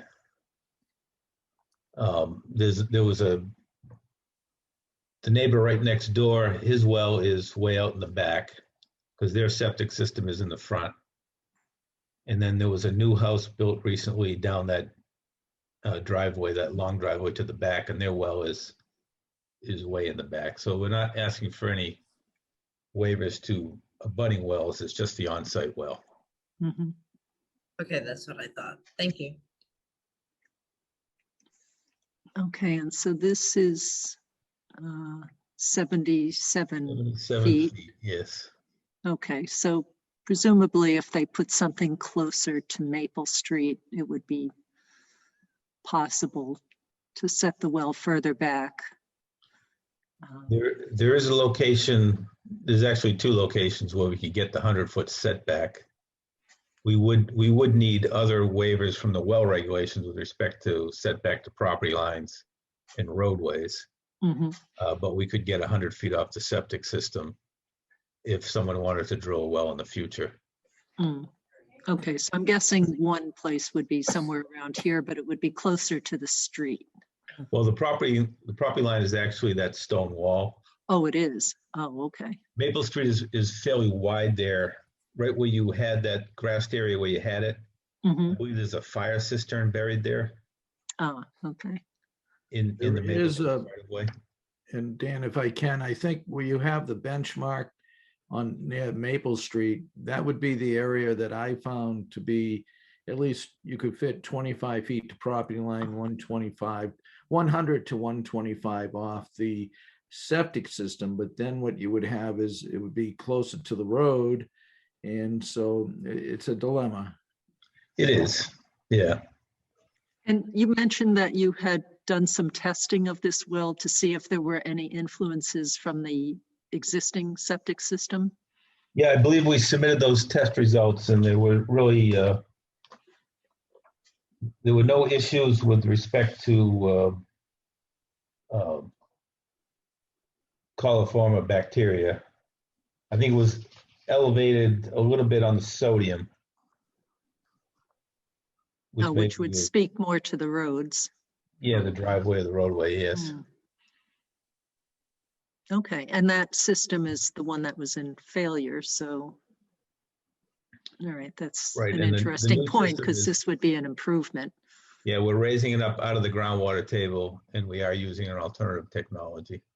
So it's basically an improvement in a system that is no closer to the well and is in fact trivially further from the existing well. Is that fair to say, Dan? Yes. Okay. Are there any abutters to this property who have any questions or comments? And maybe while if there's anyone thinking about that, Mark, are there any other comments that you'd like to make about this? The lot is small, so I think, again, Dan used his best resources he could based on the size of the lot. And I was just going to note, I believe the homeowner of the property is here tonight. Yarrow, can I just make a comment? Yes. I'm here. Hi, Amy. So for me, I think as I look at all of this, it feels I am more ambivalent than for most variance hearings, but at the same time, it seems like our general philosophy is to move towards compliance, and we're Mhm. replacing a failed system that is further from the existing well. I think it's hard knowing that there are areas that could meet the setback to not be enthusiastic about those. But as the non-check writing party, I can recognize how somebody could say, you know, I don't want to drill a new well, and we certainly have other properties. I think it's tough just because, you know, there's that proximity, and if you do get contamination, we certainly suspect that that would be primarily at the property, but it's certainly possible that groundwater contamination could affect other properties just in terms of the bedrock well spread. So I think that gives me pause. I think for me, it still passes the gut check because I think we're replacing a failed system. We have done a small number of these variances, but we've certainly done it. I think it's important to make sure that if, you know, this is clearly flagged for property transfer, just so folks know kind of what those trade-offs are, and that can be transparent to them. But I think it sort of passes the gut check for me with some ambivalence. We Right, and know the depth of the well, the drinking water well. No, I don't. And I believe because this is less than 100 feet, anytime the property is transferred, there's a requirement to do well testing. Is that the case? That is correct, Darrell. They have to test for volatiles, nitrates, and bacteria. Okay. And does that kind of information go in a deed recording, just to reinforce that knowledge? Yeah, we could do that, as well as the board may require because this is going to replace a Title V inspection. You may want to require the same exact testing that the state would require if it was a Title V inspection as a condition to the approval of the plan. Okay. And right, I'm a little torn because to move closer to the road introduces other potential risks. And, Yes. you know, we'd certainly recommend that any homeowner here, as with everybody in town, periodically test their water to make sure things are okay, and be careful about what it is that goes down the drains into that field. So as, you know, no toxins to disrupt the biological actions that are ongoing there to treat the water in the first place, the wastewater. And also, so Mark, did you get to, it looks like for the distance to the water supply for the town buildings across the street would be greater than 400 feet? Dan has indicated in a generic statement, a definitive statement, that there are no other wells within 200 feet of this present proposal. And also it Except as says shown. no known public water supplies within 400 feet. So that seems, You know, if you want, Dan, about 400 feet to get over to the town Yeah. well. Dan could indicate how you determine that if you want. Okay, that'd be great. If Dan? you remember back, Dan, I know you've been doing a lot of plans. Not off the lately. top of my head, no. Yeah, okay. Okay, so if, I don't know, if the homeowner or any abutters or anybody else has any questions, otherwise we can move ahead with the variances. Okay.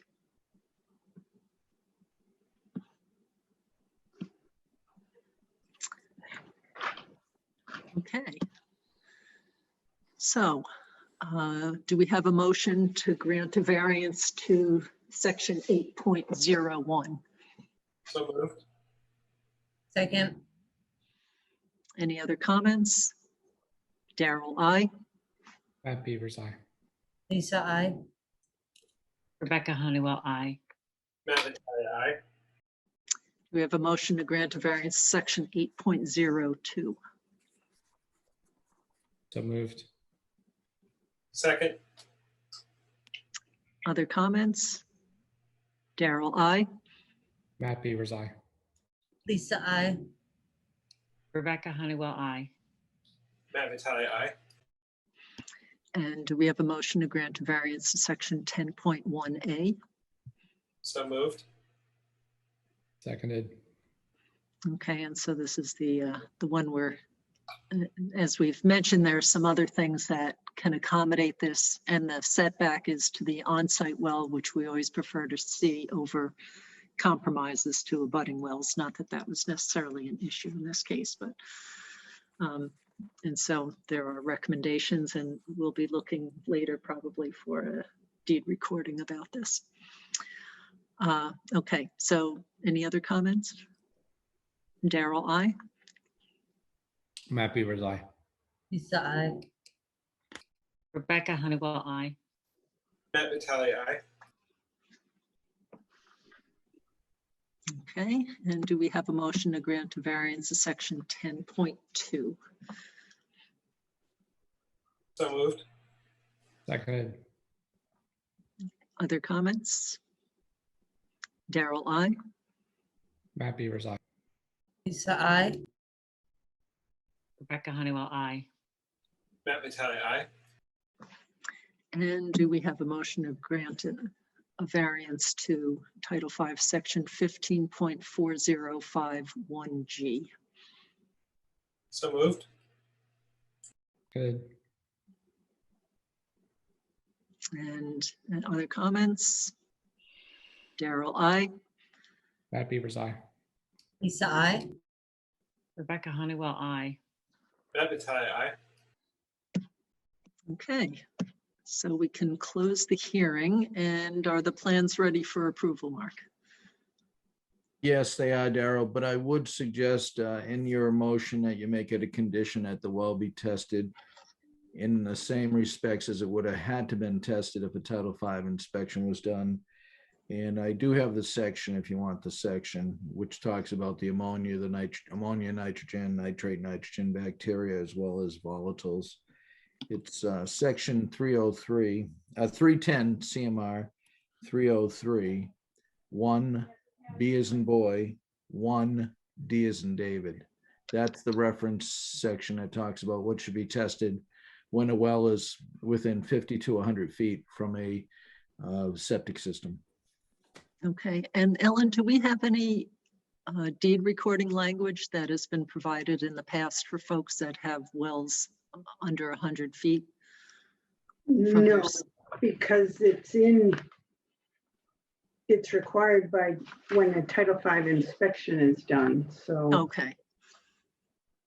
All right, so do any of the board feel that we need to have a deed recording to reinforce that, or the state regulation is sufficient? Well, Daryl, if you do allow it just to be for the state to do it, it could be several years before it's done. And I'm not for sure if they may come back and say, why didn't you have it done when they had the new system put in? Because that replaced the Title V inspection. Yeah, I don't think that's what Daryl's saying. Yeah, I no. was thinking more as often we use the deed recordings as a way to alert people to Sure. No, important So disclosure. characteristics of the Yeah. property. Yeah. So the question is, do we want to do that here, or do we think it is needed to highlight it? I mean, is there a downside to having that?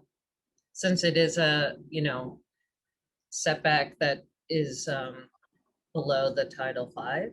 Right, Well, and it's, the downside would be that if the well is ever replaced and it is more than 100 feet, that deed recording will still be there. No, you could always terminate that. You can terminate that. I mean, that's done all the time. I'm asking a question. I'm not advocating. I'm just asking, in the past, is that something that we have asked for or no? You I think haven't this in may- the past. The past 3 times you've granted this variance, you have not. Okay. Well, I want to be consistent. yeah, okay. Anyone else have any thoughts on that?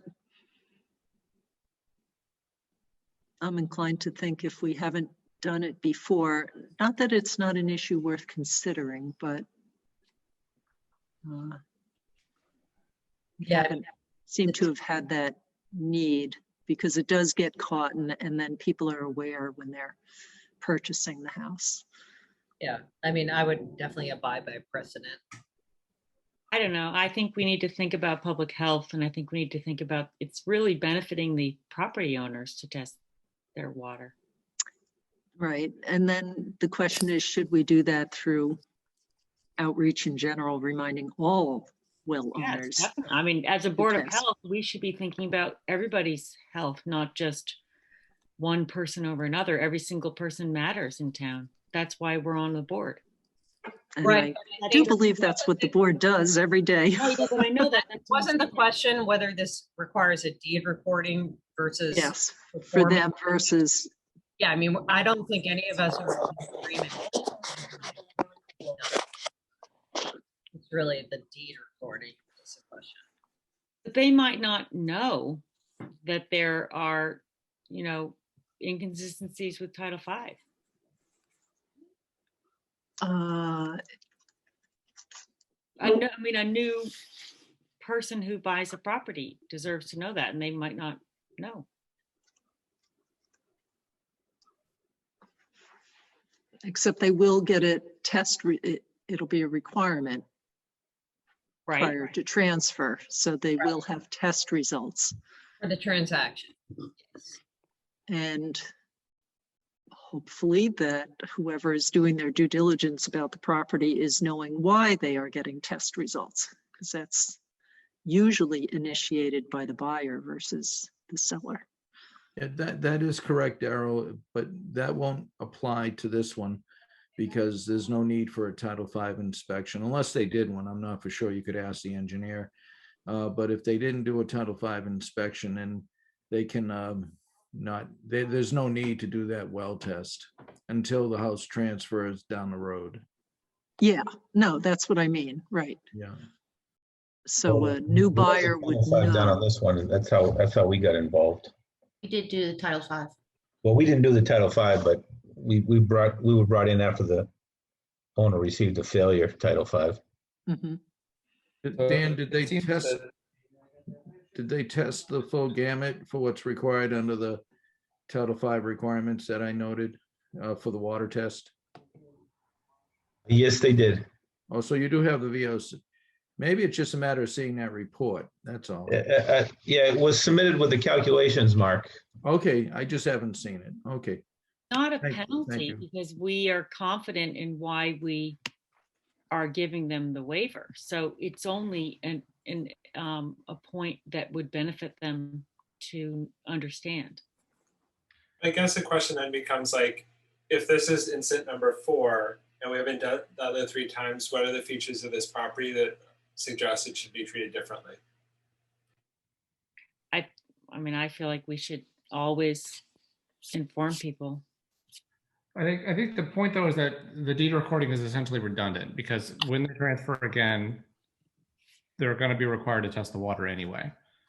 But Right. it's only going to flag it if it's abnormal, and then when it's abnormal, they might feel caught off guard. And Yeah, but that's a disclosure, so they'll know that, and it would need to be addressed, right, as part of the transaction. So That is correct. I don't know.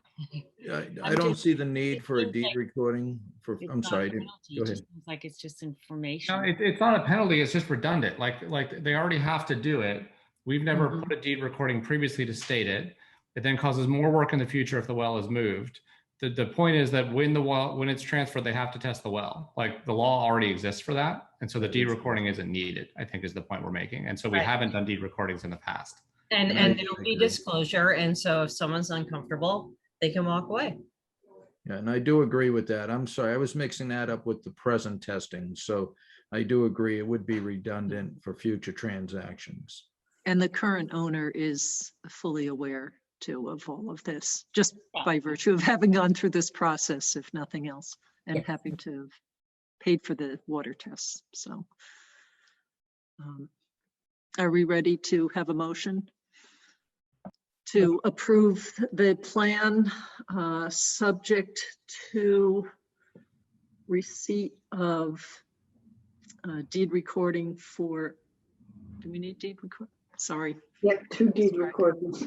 for the IA technology and for garbage grinder? Yes. Okay. Yes, that is correct. I'm sorry, I was a little late on that. Okay. Motion, anyone? So moved. Second, Any other comments? Daryl, I. Matt Beavers, aye. Lisa, I. Rebecca Honeywell, I. Avatai, aye. Okay. All right. Any other questions, Dan? No, I think that's it. Okay. Great. Well, thanks very much. Mark, I did notice that there was a couple of typos on the elevations in the test pits on the plan. You can circle those when the plans get ready for release. I don't have a problem with that. Yeah, okay. Yeah, everything was accurate to the groundwater. That was the most important factor. So thank you for recognizing that. And we can take care of that as a minor reflection on us. You can just circle it and put the correct elevation. Thank you. Thank you.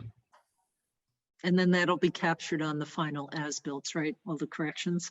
Yes. Yes, it was just on the soil testing. Dan's been doing so many plans. He transferred some elevations of the top of the depots from another plan that we saw earlier, but he did note the groundwater elevations is accurate. So it was just very minor need to change. Okay. All right, thank you. Okay, and we have an appointment, 8:50, regarding reconsideration of a plan approval that was granted at the May 19th meeting for a septic replacement at 13 Corsebrook Road. What happened is we received additional information from Mass DEP about the system plan for use and innovative alternative technology. And it is not appropriate for use underneath a paddock. Apparently that was not in the kind of technology fact sheet associated with that IA technology, but it is part of the manufacturer's guidance. Actually, let me bring that up. So, okay, just a And second. Daryl, just given that we're entering our third discussion on the property, Yes. I'd like to propose for the board is that we limit the discussion tonight to the considerations around the proposed fencing in the to protect the soil absorption system rather than adjudicating siting on the property or other elements. Does that sound generally reasonable to folks? Yes. Yes, please.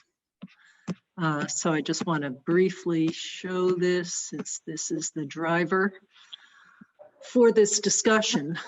So what I would like to propose is that we withdraw our approval of the plan and then recommend that there be a new plan submitted that can address this issue in a number of ways. And then depending on what the new plan looks like and what it comes back as, there may or may not be a need to have another variance hearing. If the new proposed system does not require any different variances than have already been granted. So, and I guess that the Daryl, or a condition? Excuse me, Lisa? Is this considered a variance or a condition? Well, the way I'm looking at it is if we agree that we withdraw our approval of the prior plan because this limitation of the proposed technology is not suitable for where it's located, that something else has to change about it. And they may be able to put it in a slightly different area that still is within the test pit area. So I'm less inclined to. Attic is moved, something else happens, but a plan comes back. It doesn't have to be a variance. But I mean, it could be a condition that the fencing be erected along, Yes. you know, along the perimeter of the system. And I'd like to see the fencing on the plan, just so it's there and to it. But I guess for me, the question is, I think I'm supportive of saying, I think we need to have a plan that appropriately reflects the conditions in place pertinent to the technology selected by the engineer and pursued by the applicant and kind of all those pieces. I'd also like to be able to proceed if we sort of say, yep, we've got an updated plan. For me, that's kind of making sure that we have the right technical detail rather than saying that the board needs to then independently reconsider a whole new set of plans in a whole new context or imply that the applicant to change the things that have already been discussed and adjudicated. Like, to me, it's really saying the guidance we have in the new information is that we need to actively exclude livestock from sort of impacting the system as highlighted below, but not that the applicant necessarily needs to change any of the other pieces. Thank you. Okay, so Can I make a comment, Chairman? yeah, I'm not a chairman, I'm a chair. Whatever, Or Chairperson. Chairwoman, please.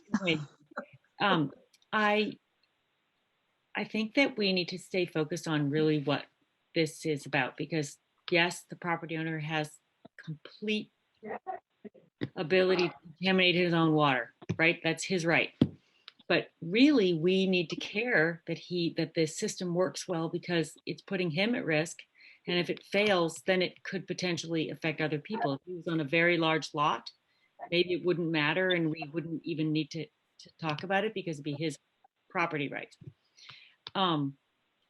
So I don't know that it's inappropriate for us to introduce, is there another idea that he would consider that would be beneficial for him? If it works perfectly, that would be in his advantage. It would help his health, it would help his property values, and it would be beneficial, for the town and the greater sort of general public health. I don't think the question of where the system is being cited has been answered. And it sounds like he doesn't want to do that. And he emailed us suggesting he would build a fence to avoid livestock over the system. But I'm supporting Daryl's suggestion that maybe we suggested it, because it's not. Hold on one second. Whoever's at a phone number ending in 203, can you please mute yourself? Hello, 508 person mute. Thank you. I can hear you. Yes, we can hear you. Please mute. Yeah, please mute yourself. Thank you. Turn off your microphone. All I'm saying is that it might be beneficial to just reintroduce the concept. I don't know what he had in mind because we weren't discussing that, but it would be potentially in his best interest, and it might not be that disruptive. I don't know. So wait, Nathan, please let the board member finish speaking. I was just saying it might be appropriate for us as a board to say, could you reconsider this in this context? We have new information from DEP. We're Rebecca, not trying to work with him. And did you read the email? Because right now I did. It seems like I read the email. What you already did. Yeah, no, I understand that. I'm just saying that I think that it is still our jurisdiction to say, in the absence of statutory protection, trying to prevent a disaster down the road, it might be worth just reconsidering. I think we've all said that, and I think he's come back and said this is where he wants his system, and what he wants to do is build a fence. And so I think that'll be reflected in our minutes that we've said that again, that you can consider other alternatives. But I think at the end of the day, like, what we need to change from our prior approval is that there can't be livestock over this, and he can address that, in one of several ways. But one of them, which he seems to be inclined to based on his email, is to build a fence. And I think if he comes back and so gives us a plan with a fence that prevents livestock over it, then I think that's fine. Right. It is. And it's actually great that we got this further clarification about the system and what situations it's good and not good for. And because that'll save a lot of headache, as you mentioned, system failures, but also added expense for the property owner. So this is a good thing that came out. Yeah. Yeah. Agreed. I have no objection at all to his objection. I mean, to his idea. I just thought that it might be appropriate for us to follow Daryl's suggestion, which is to have him reintroduce a new plan and then we consider it at that time.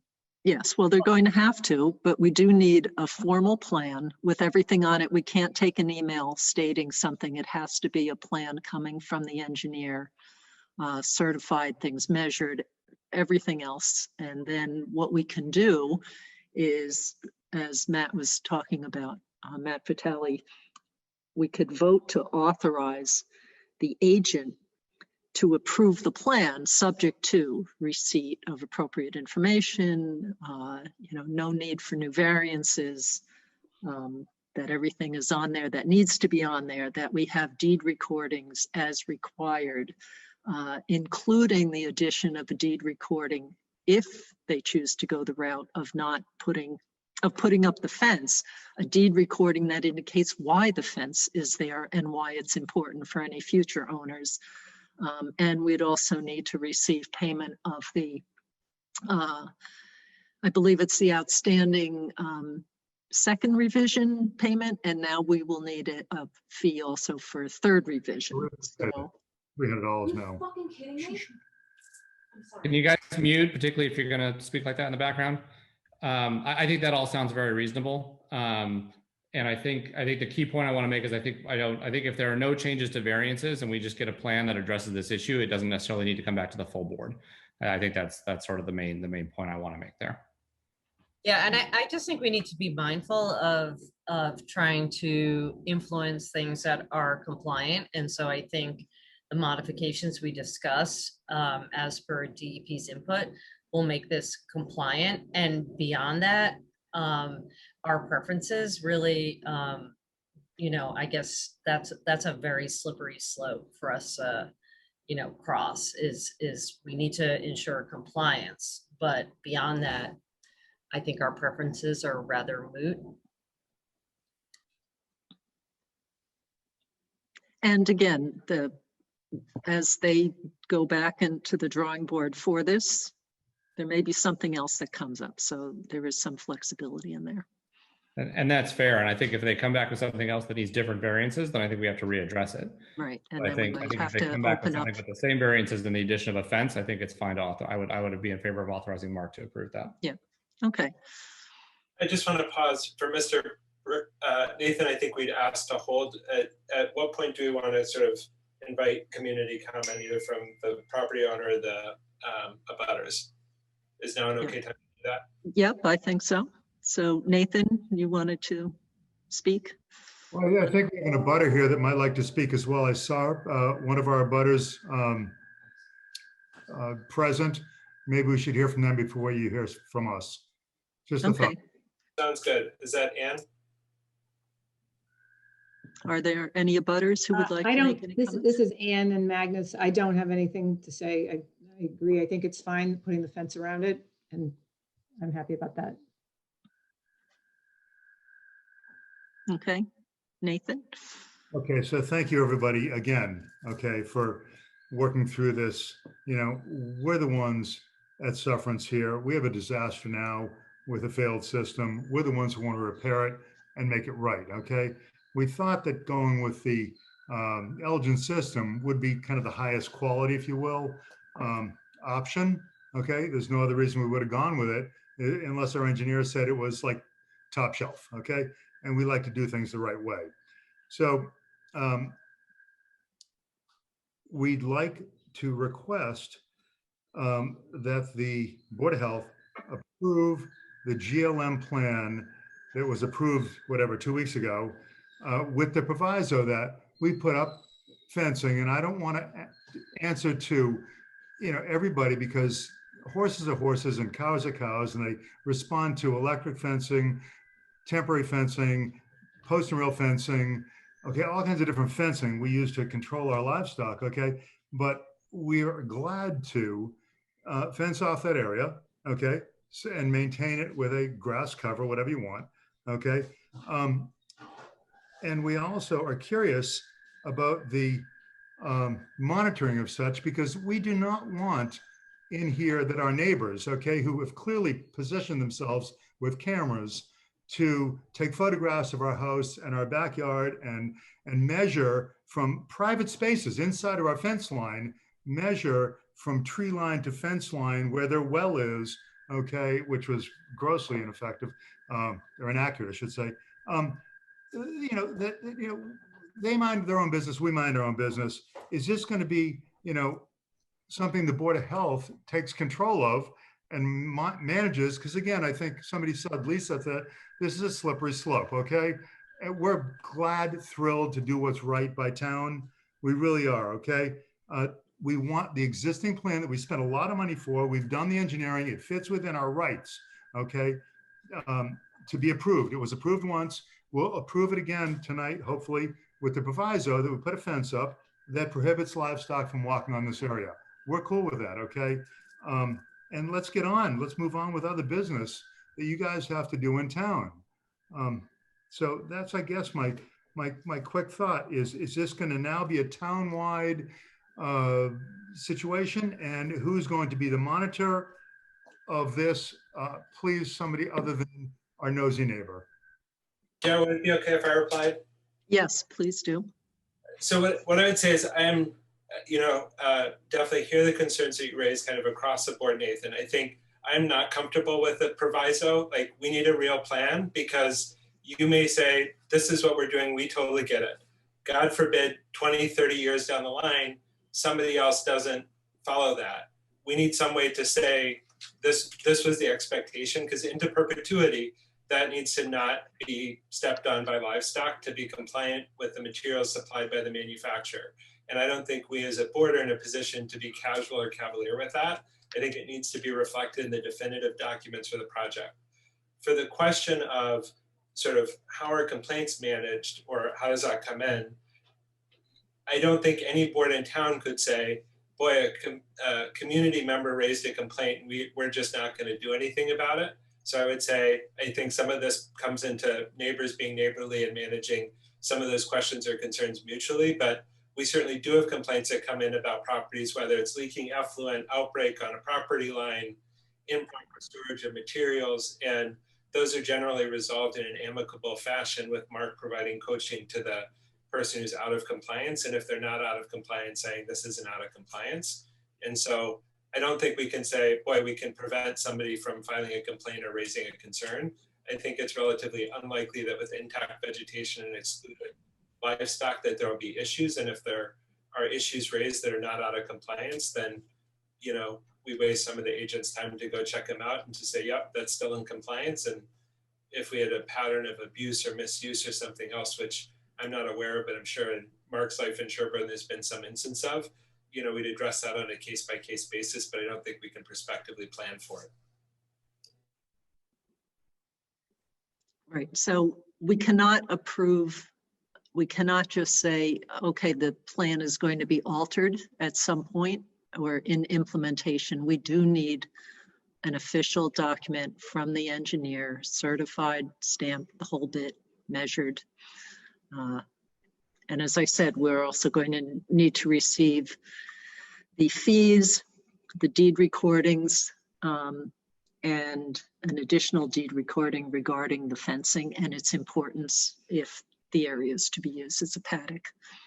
So once that is put together, what we're proposing to help move things along more quickly and save board time as well is, so it wouldn't necessarily have to wait for a meeting, is we can authorize the agent, provided that acceptable materials are received, the payments, and a plan showing what you've mentioned you're planning to do, and that it all still fits within the requirements, then he can go ahead and approve it without coming back to the board. Let me ask you guys, you're all professionals. How do you, what do you think about the on-site septic treatment plants? Okay, would that be viewed any differently than the high-tech Elgin system? Elgin offers you some benefits of reduced separation to groundwater and some other features. However, It's not so radically different than some of the others. It will do a bit more nitrogen treatment. And Some I other did- things, Mark, you can comment on that as Sure, well. and I but- spoke to Rob Truax and referred him to some, excuse me, innovative alternative technologies that allow for heavier use over their systems. And that's without pre-treatment at the tank. They call that the primary treatment. There are systems out there that can be put in without primary treatment. And, you know, he's more than welcome to call me or the state to review those. I offered it to him, but he said he's working with you right now, Nathan. I respect that. But we don't want this to be a hardship to you if there's other solutions that may be as suitable as this product. Unfortunately, this product cannot handle livestock over it as their manual notes. Well, and I think the board read my email today, our email today, acknowledges the fact that we acknowledge that, okay? I'm asking you as professionals, and Mark, I'll ask you offline because we don't need to take the board's time to do it now, okay, with the guidance of GLM. For, you know, again, give us technology, give us high tech. We're cool with that, okay? We just want what's right for the property, for our neighbors' well, for our well, okay? It's ours as well as anybody else's to protect, okay, and preserve. You talk about property values.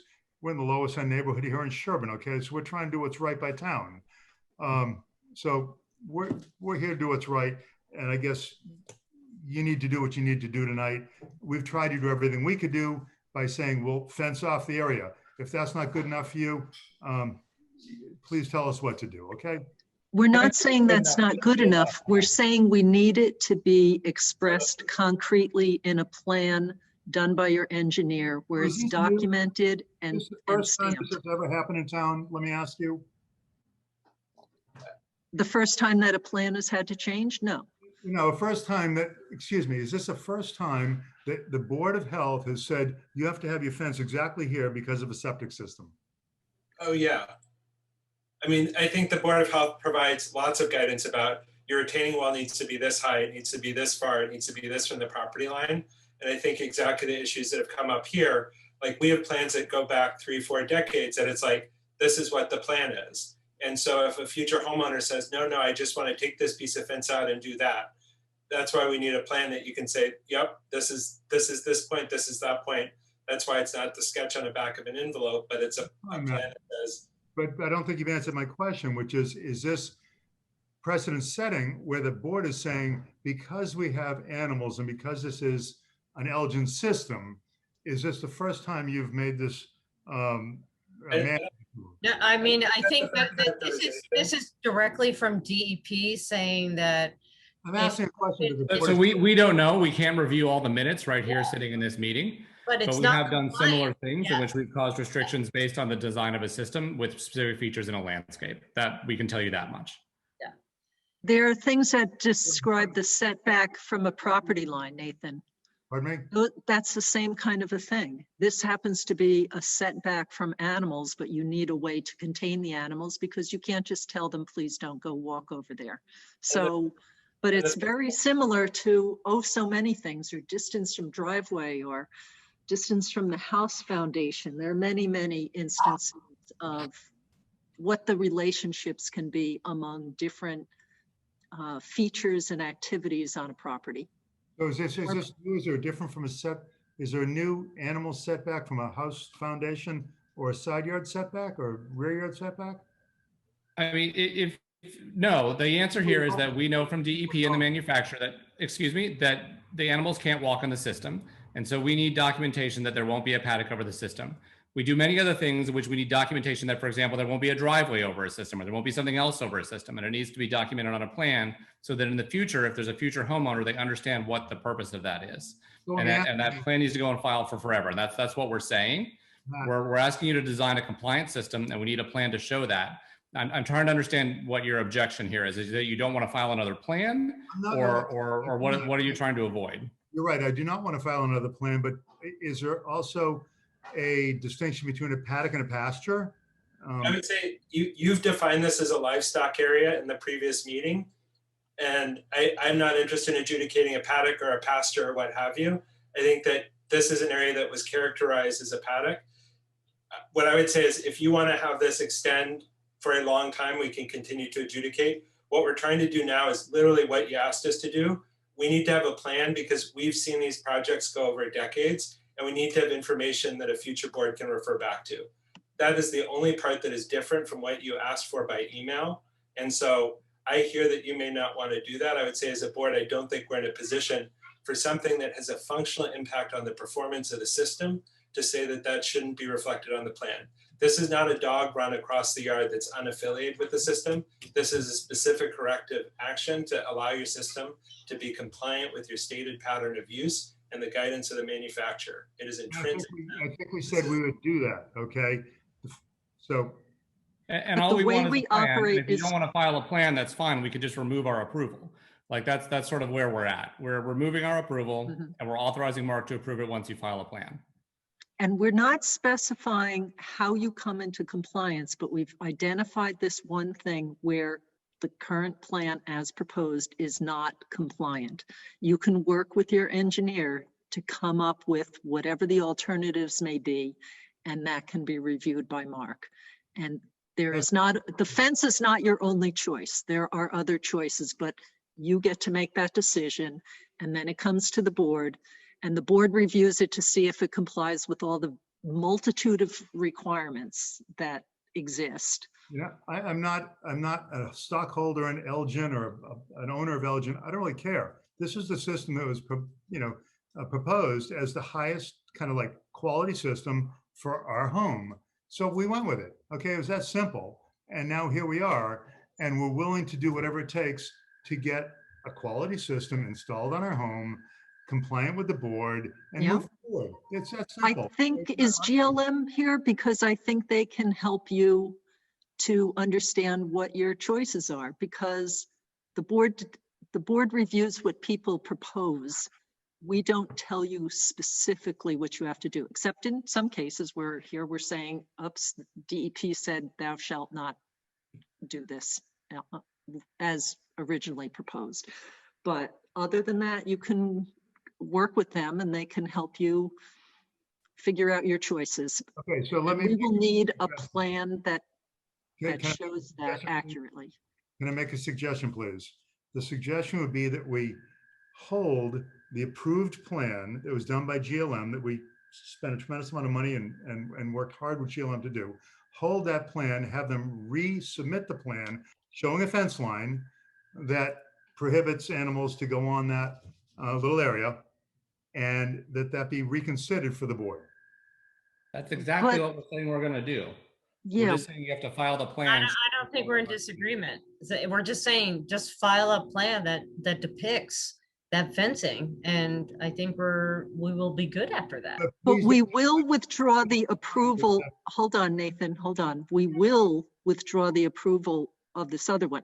We haven't taken that vote yet, but that is going to be the motion I'm going to propose. So, but you're not starting at square one, you're submitting a revision. You could start at square one again if you want, but there doesn't seem to be a need based on what you said you are willing to do. You just need to get that detail down on paper.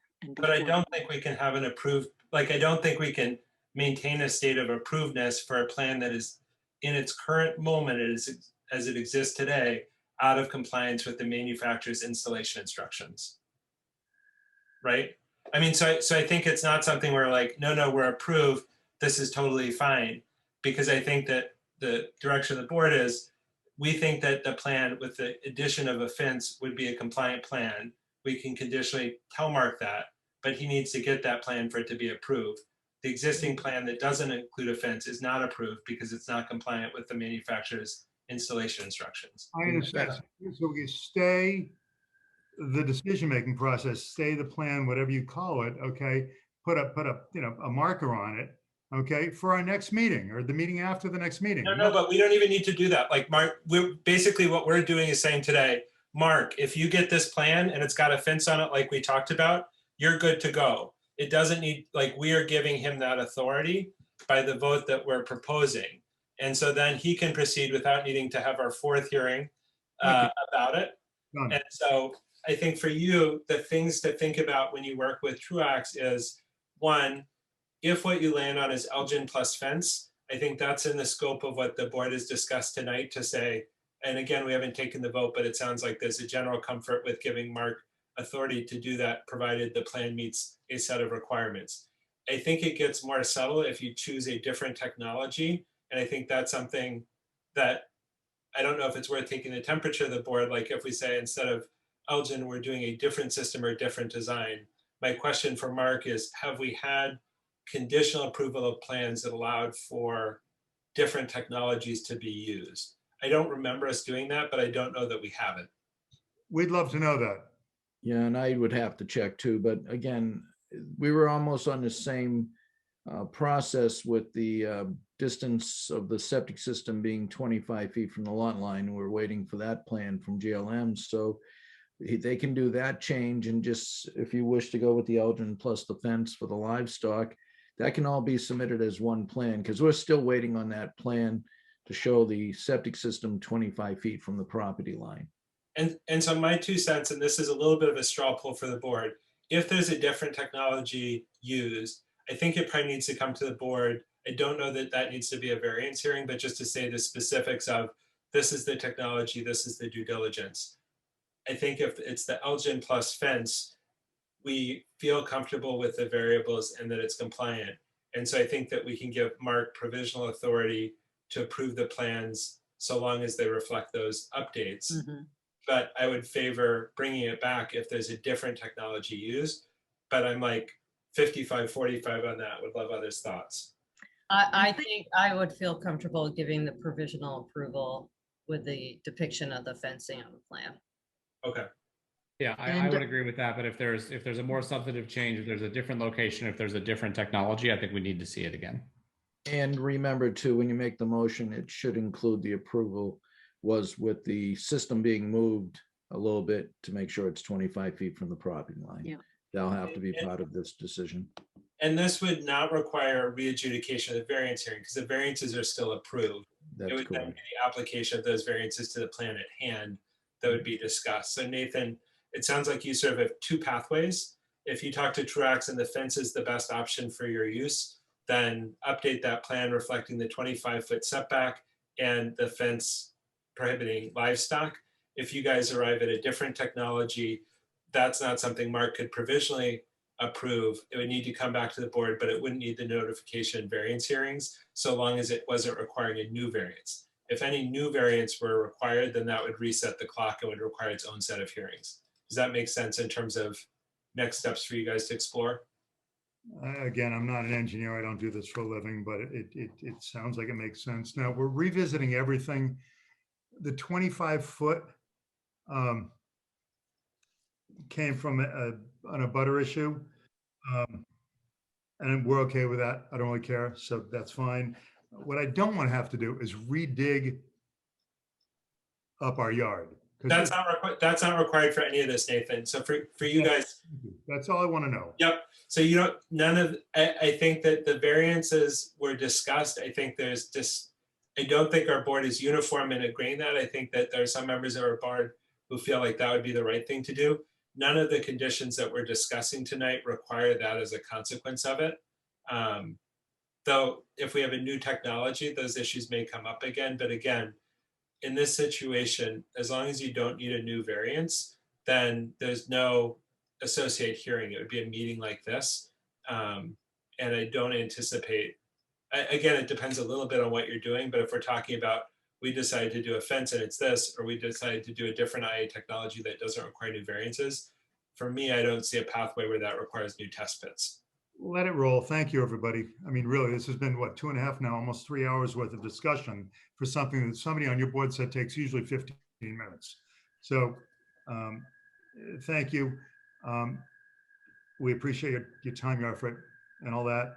And we'll work within your guidance and do what we need to do to get a septic system that works for our family out in the backyard here. Okay, and hopefully we're getting close to that. All right, so are there any other comments from anybody else? Goodbye. I just have one quick question. If it's another AI system, Does that mean it would require a different variance? It depends. And then if it does, Mark will see that upon review of the plans that come in. And then he would be bringing it back to the board and we'll look at it. So, And a variance, Daryl's accurate to say any new variance would require a variance hearing. yes. So there's Okay. no, And that'll require the advance notification and yes. Okay. so any new variance would require butter notification, lead time, and a posted hearing. Okay. So do we have a motion to withdraw the current approval of the plans and to authorize, well, should we do it? Let's do it in two steps. One is to withdraw approval of the plans. So moved. Second. And obviously for reasons about the new information from Mass DEP. Okay, any other comments? No. All right, Daryl, aye. Matt Beavers, aye. Lisa, I. Rebecca Honeywell, aye. Matt Vitale, aye. Okay, and do we have a motion to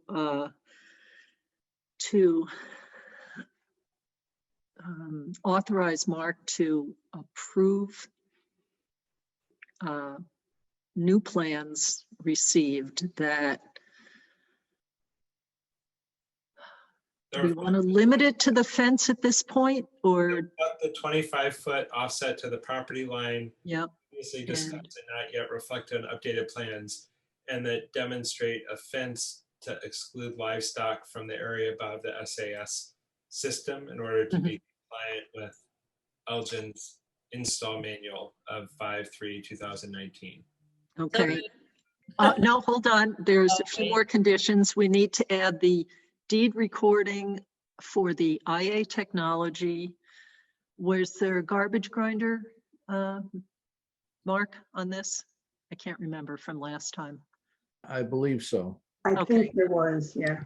Yeah, okay, so for IA technology, the garbage grinder and notation of the purpose of the fence and importance and why it's located where it is. I think those were the deed recordings and then receipt of the fees for the second and third revisions. I heard a so moved. Seconded. Okay, any other comments? And then Mark, can you just reach out to Robert or GLM since they're not here tonight, just to make sure that it's kind of all clear to them? I will be glad to. Okay, so Daryl, aye. Matt Beavers, aye. Lisa, I. Rebecca Honeywell, aye. Matt Vitale, aye. Okay, you know what I'm going to do is just to be sure. So this was May 19th. I'm going to check the for the variance request letter. Just to make sure that we're not missing any of the other. Okay. All right, there's the IA.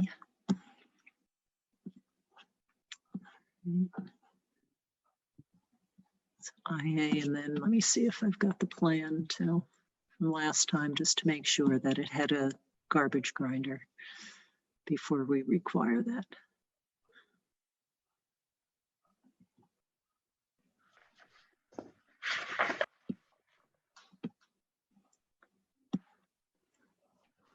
Okay. Yeah, in the middle. There's no garbage, right? No. You had it in the spot where you were before. Further down. I don't know. Go To the to right. your right. Go to Right. the right, Daryl, on the Yeah, right description. there. It should be. No, that's Oh, not yeah. what- Okay, no garbage grinder. And there was Okay. another spot too. So they will need the deed for the garbage grinder as Yeah. well. Okay, great. All right. Okay, I think we're all set. Thank you, everybody. And I believe that was all that we had on the agenda. Yeah. Okay. I move that we adjourn the meeting. Thank you Agreeable? all. Yeah. Just one question. I remember we added a summer meeting, but I don't remember when it was. Well, the summer meeting, well, there's 2 meetings in July, July 7th and July Perfect. 21st, I guess. 21st, let me see, 21st. And then there's a meeting on August 18th, which I will not be able to be at. I probably will be missing that too. All right, sounds good. Okay, so Ellen, are you able, if they're allowed to be remote, would you be able to make the 18th then? I can, I will be on vacation from the 6th through the 21st. Oh, okay, actually, if we're remote, then it's recorded, so that's okay, Yeah, although we'll, I was gonna say, I just don't know if I'd have any papers with me or, you Yeah. know, what would be going Right. on, but I will have to post the agenda for the 18th on August 5th. Mhm. And so- then either, hopefully Jean would be able to post any updates for you, but Yeah, okay, I don't know about getting the documents to you. okay. All right, well, we'll cross that bridge later. You deserve a big, big, big, big break. So, all right, well, thanks, everyone. Awesome. Thank you. Thank Good night, everybody. Bye, guys.